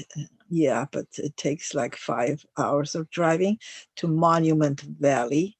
You would go by Utah and then go into Arizona because it's an Indian reserve, Indian reservation. And this is often seen in Western movies. This is called Monument Valley. And this is all because the sun and the wind and the water and the rain, everything over millions of years, taking away particles from the land, leaving the rest there. And this is a horseshoe bend, Page, Arizona. And the river came around and it made a almost 360-degree turn. So it's called the horseshoe bend. It's not far from the Antelope Canyon. And this is in Jasper National Park in Canada, north of us. You can also see this kind of water that carved the mountain into different shapes. You see lots of rounded holes like this. That's because the water once flew inside and out. Last time I had difficulty coming up with the translation for the word 憔悴, huh? Yeah, I said lean, pale, skinny, pale, spare, wan, ashen, sallow. These are all about its appearance, meaning a person look skinny and old and shrunken and wrinkled. But it doesn't say about the spirit. In the spirit, you use these words to describe it: tired, exhausted, starved, faded, fatigued, ghastly, wasted, wearied, worn down. Huh?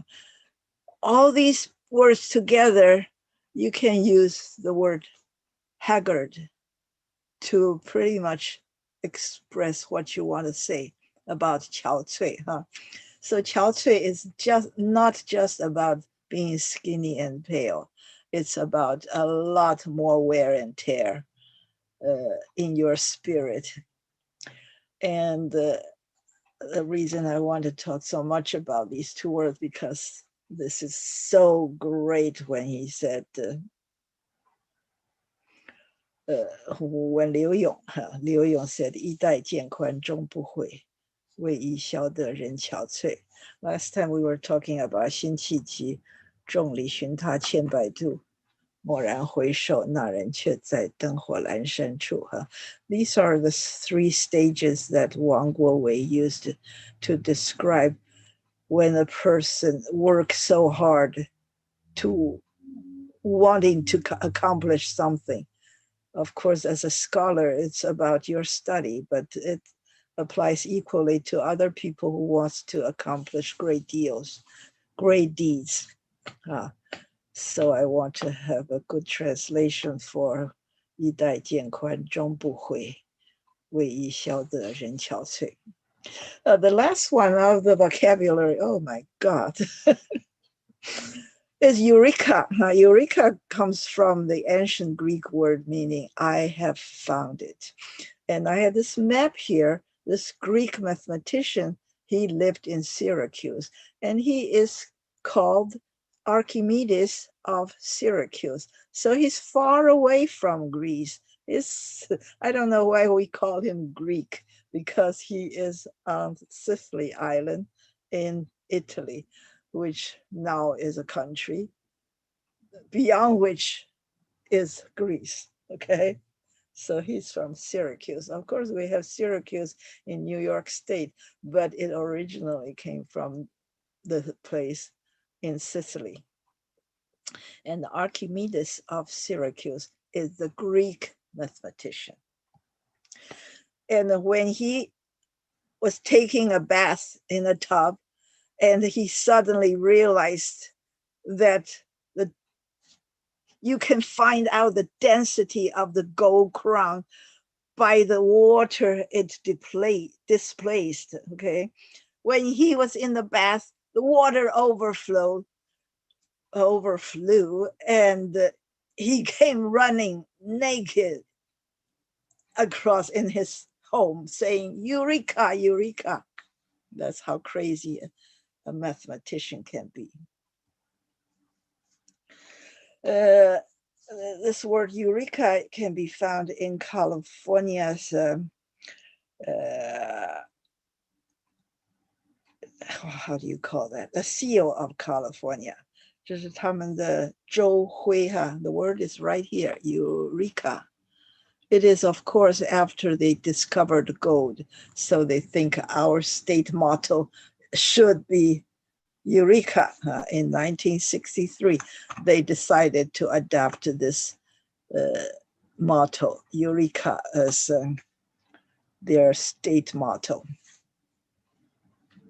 And you also had a bear, huh? Bear is also in the Californian flag. You have the Shasta Mountain, huh? California once considered calling themselves Shasta State, but they decided to do California, which is really, really funny nowadays when you look at it, because California means caliph or caliphate, which means an Islamic country or an Islamic king, caliph or caliphate. That's where the word California came from. Okay. Archimedes of Syracuse, 287 to 212. So he was more than 200 years before Christ, and he was a Greek mathematician, physicist, engineer, inventor, and astronomer. He was so great. You don't have to read this thing. It says he is a great mathematician because he did all these things, but he was not known as a mathematician for hundreds or even thousands of years, because he was more famous as a physicist or engineer instead of being this abstract mathematician. He did all these things in math, which are useless to ordinary people. For example, calculus, which was later actually invented by Newton in the 18th century, I think, and by Leibniz. No, last time I forgot his name. Anyway, two people invented calculus, but it's like 2,000 years after Archimedes. And Archimedes, he could calculate here after the word include. These are the things he did, which are very, very extraordinary. And because he knew calculus, but no one else knew calculus for 2,000 years after him until Newton.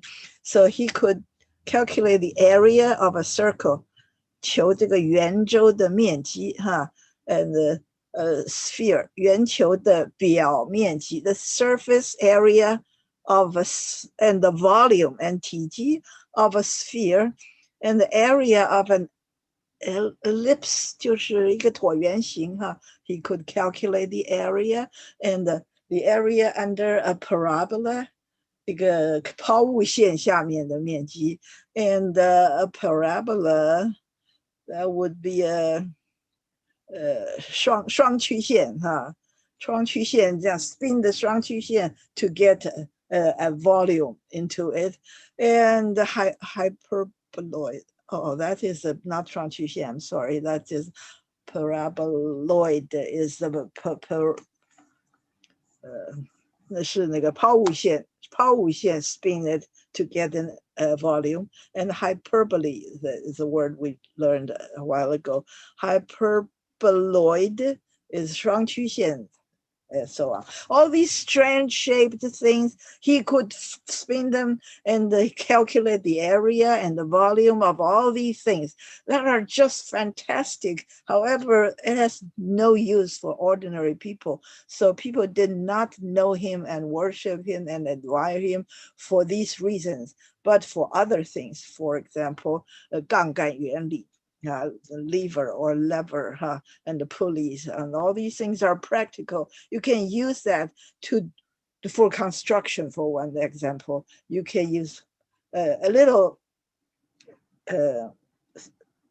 force on something in order to lift something heavy. These are very useful things that he invented that are useful. As to the approximation of pi, that is pi 叫什么圆周率 pi, the approximation of pi, it is a strange number that has hundreds and hundreds of decimal places beyond it. In China, we had many, like dozens of different mathematicians calculating pi, and in Islamic countries, they have tons of great mathematicians doing that too. And Archimedes is one of the earliest because he did that 200-300 years before Christ. So these are all the things that he did that made him famous, but or not. So he was made famous for some things, but not for other very good things too. Later in 600 AD, century AD, people start to realize that he did all these things that people already forgot, but they were very important for the later development of mathematics. However, he lived in Syracuse, and the Roman Empire attacked Syracuse, and during that attack, he was killed. So he didn't live very long. Well, we could probably see him here. He lived, okay,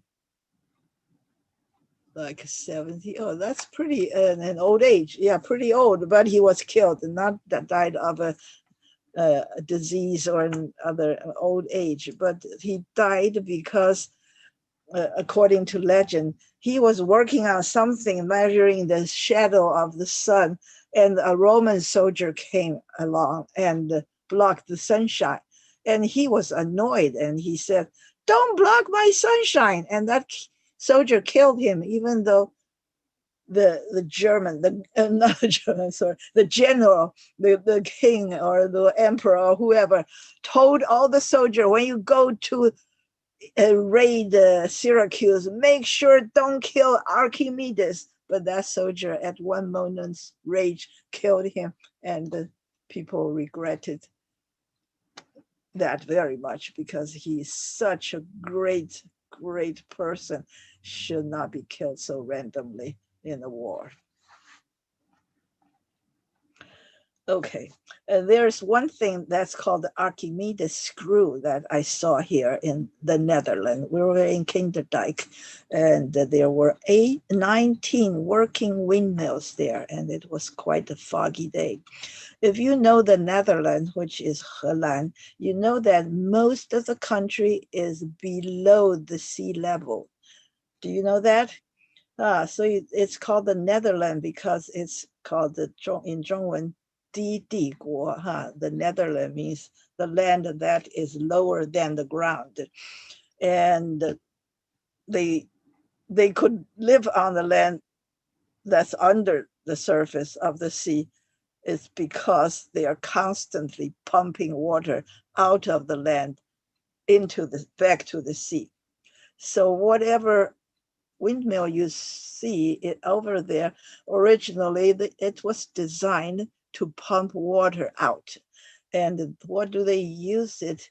They use the Archimedes screw. Now, this is a big factory-like thing with huge Archimedes screws.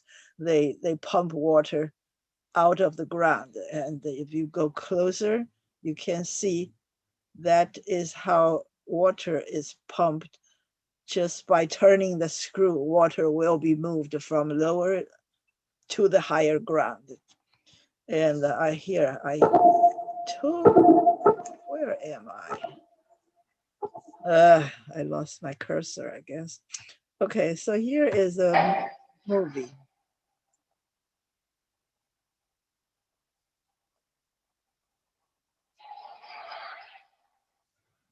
It's stuck here. Okay, so this is what he invented, the shape and the angle and the so on and so forth that he designed into the screw could move the water from lower to higher ground.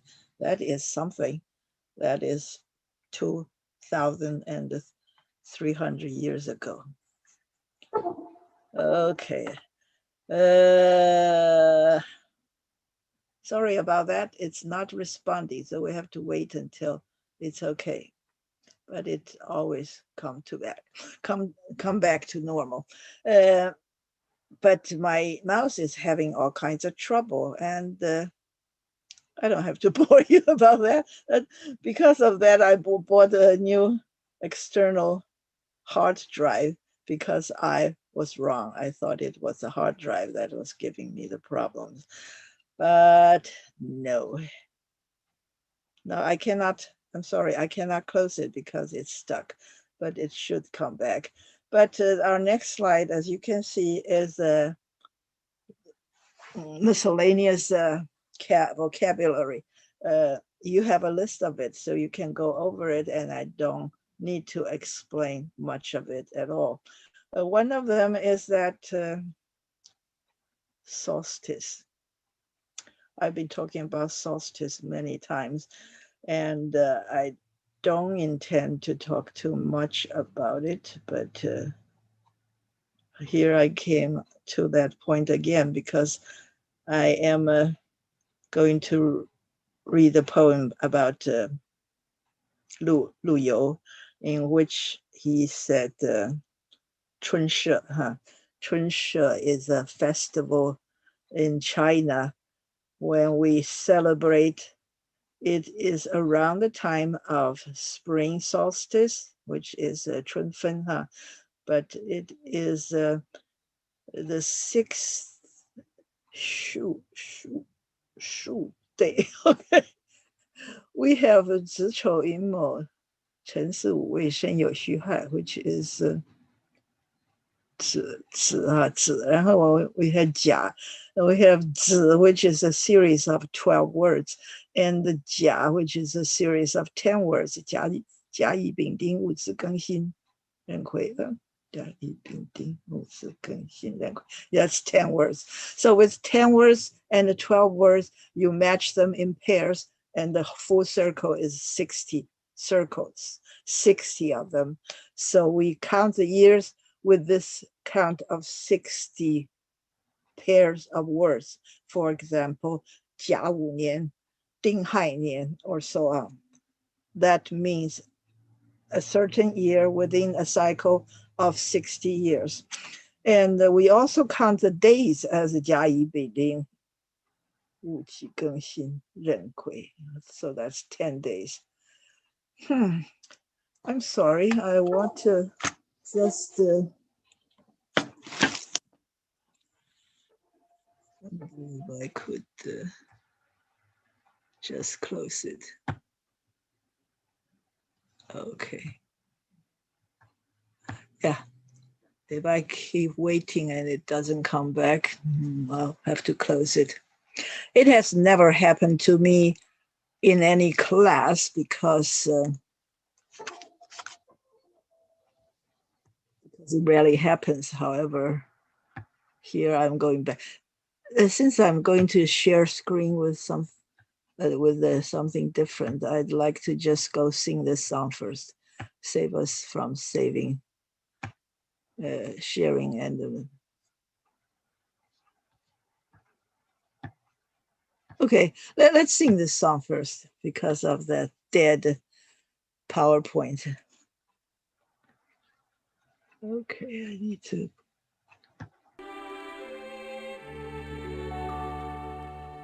Soft as the voice of an angel, breathing a lesson unheard. Hope with a gentle persuasion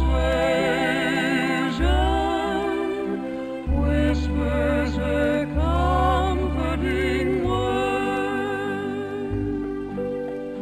Wait till the darkness is over. Wait till the tempest.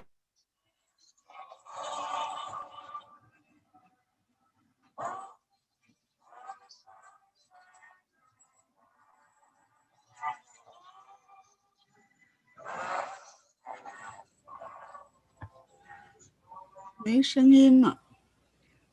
Oh, really? Okay.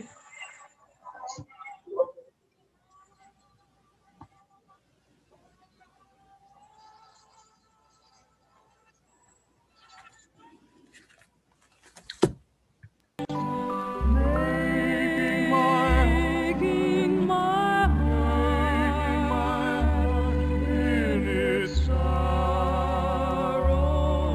rejoice.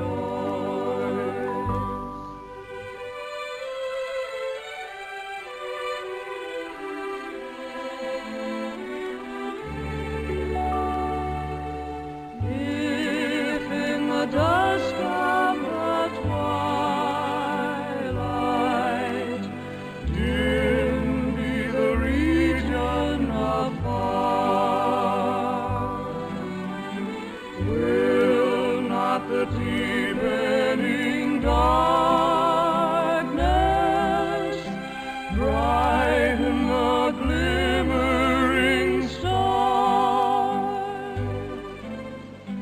Then when the night is upon us, why should the heart sink away? When the dark midnight is over, watch for the breaking of day. Whispering hope, oh how welcome my voice, oh how welcome my voice, making my heart in its sorrow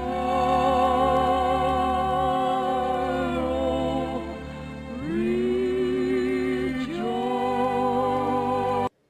Okay.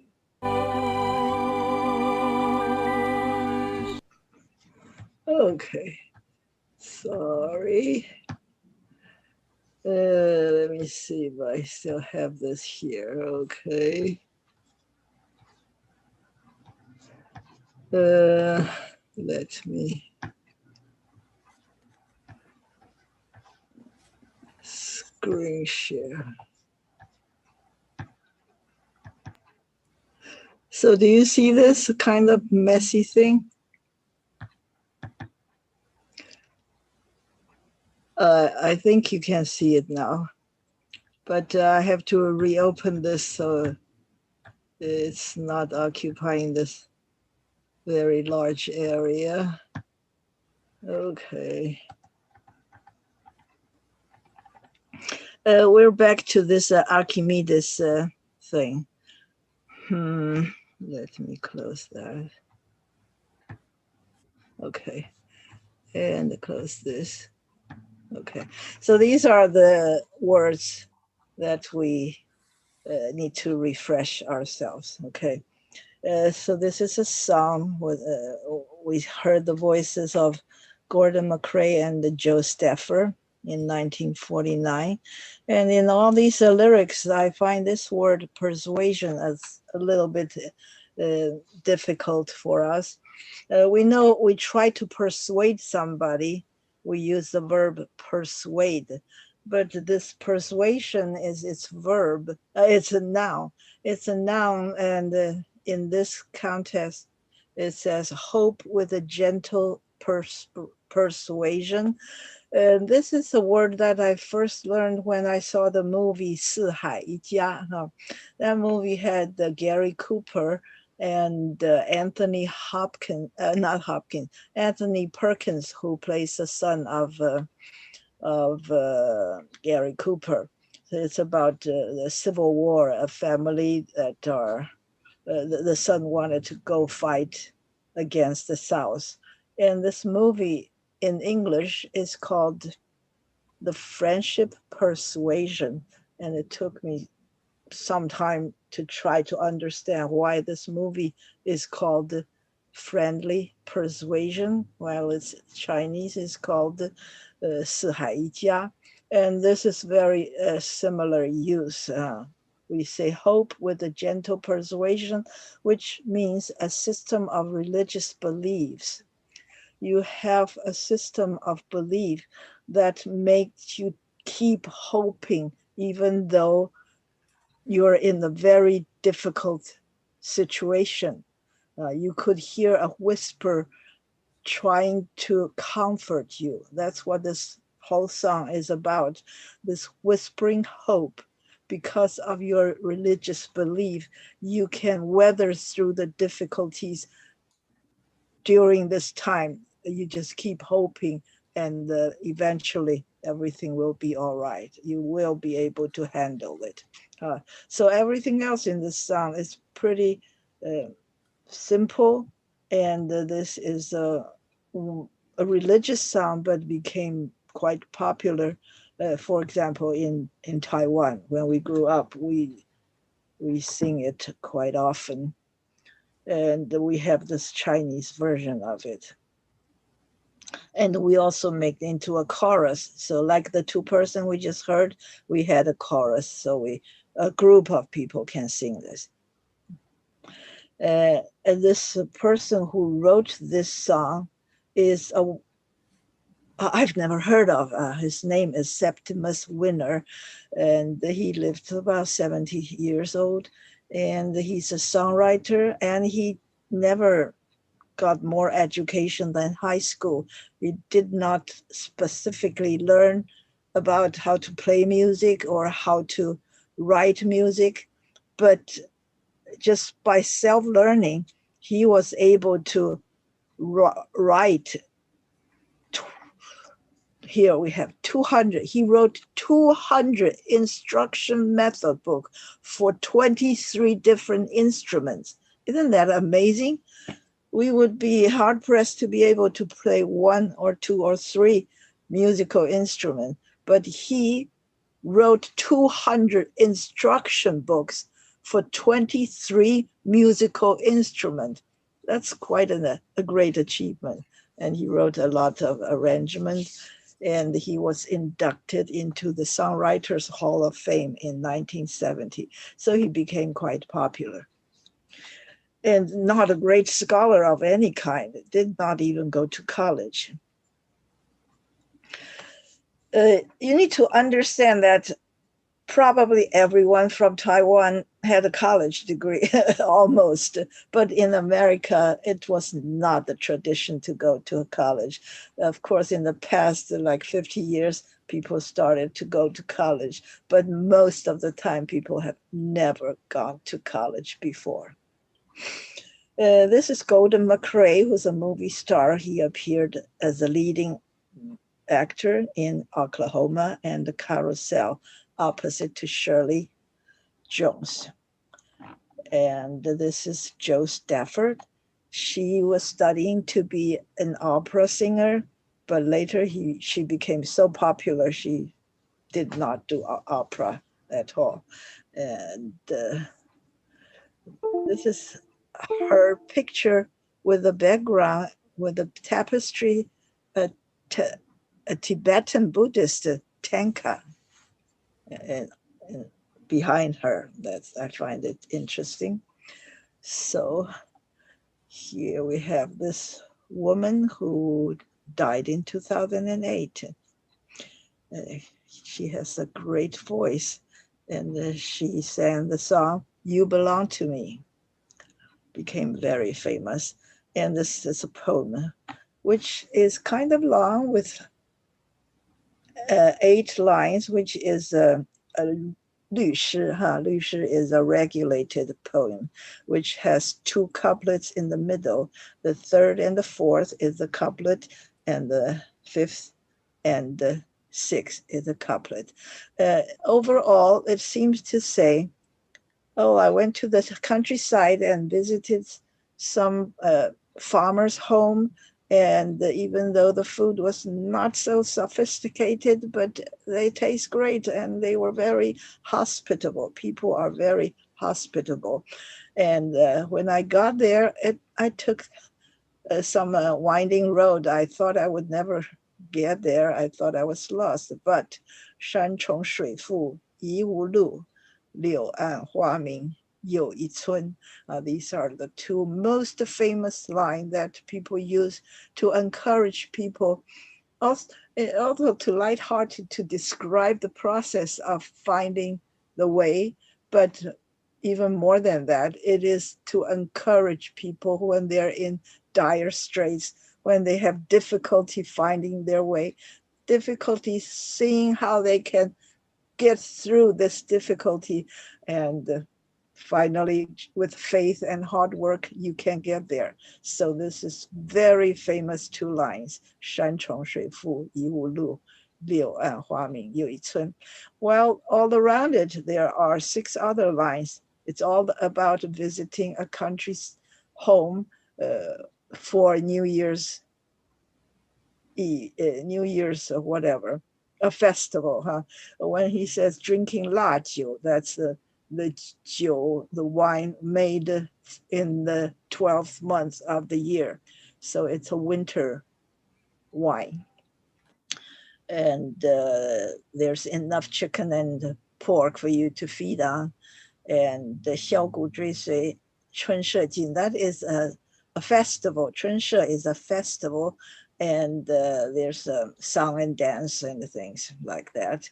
And the people are still wearing very frugal clothing and keeping the old customs, nice, decent customs.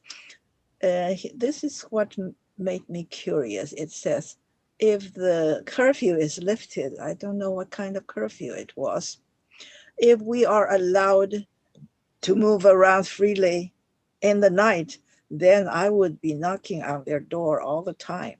That's what the last 2 sentences means. So it's written by Nansong Lu You. Lu You is a very long living poet and very prolific. He is probably the most prolific. I'm still having problem with that cursor, so I'm using my mouse pad. My built-in pad. We say prolific, huh? Prolific. When we say an artist or a writer or somebody who has a lot of works. He did a lot of work. We could say that he's prolific. That is similar to calling a farmer or even the mother bearing many children, 就是多产作家的意思哈。Oh, so this is prolific means he has a lot of product works that he produced.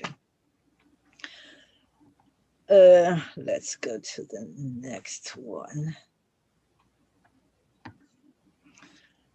This is to explain to you, this is a poem that why I use it to, I didn't write any of this, I just grab it. This is what inspired me to pick this poem to match that Whispering Hope. Chunshe is a festival to make offering to the God of the earth, 土地神的 a celebration. You have parade and you have song and dance in the streets. And who is the God of earth? It is 土地神.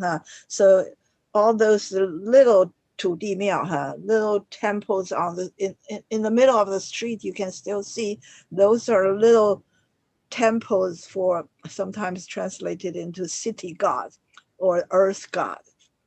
This is one of the basic pagan gods in Chinese civilization.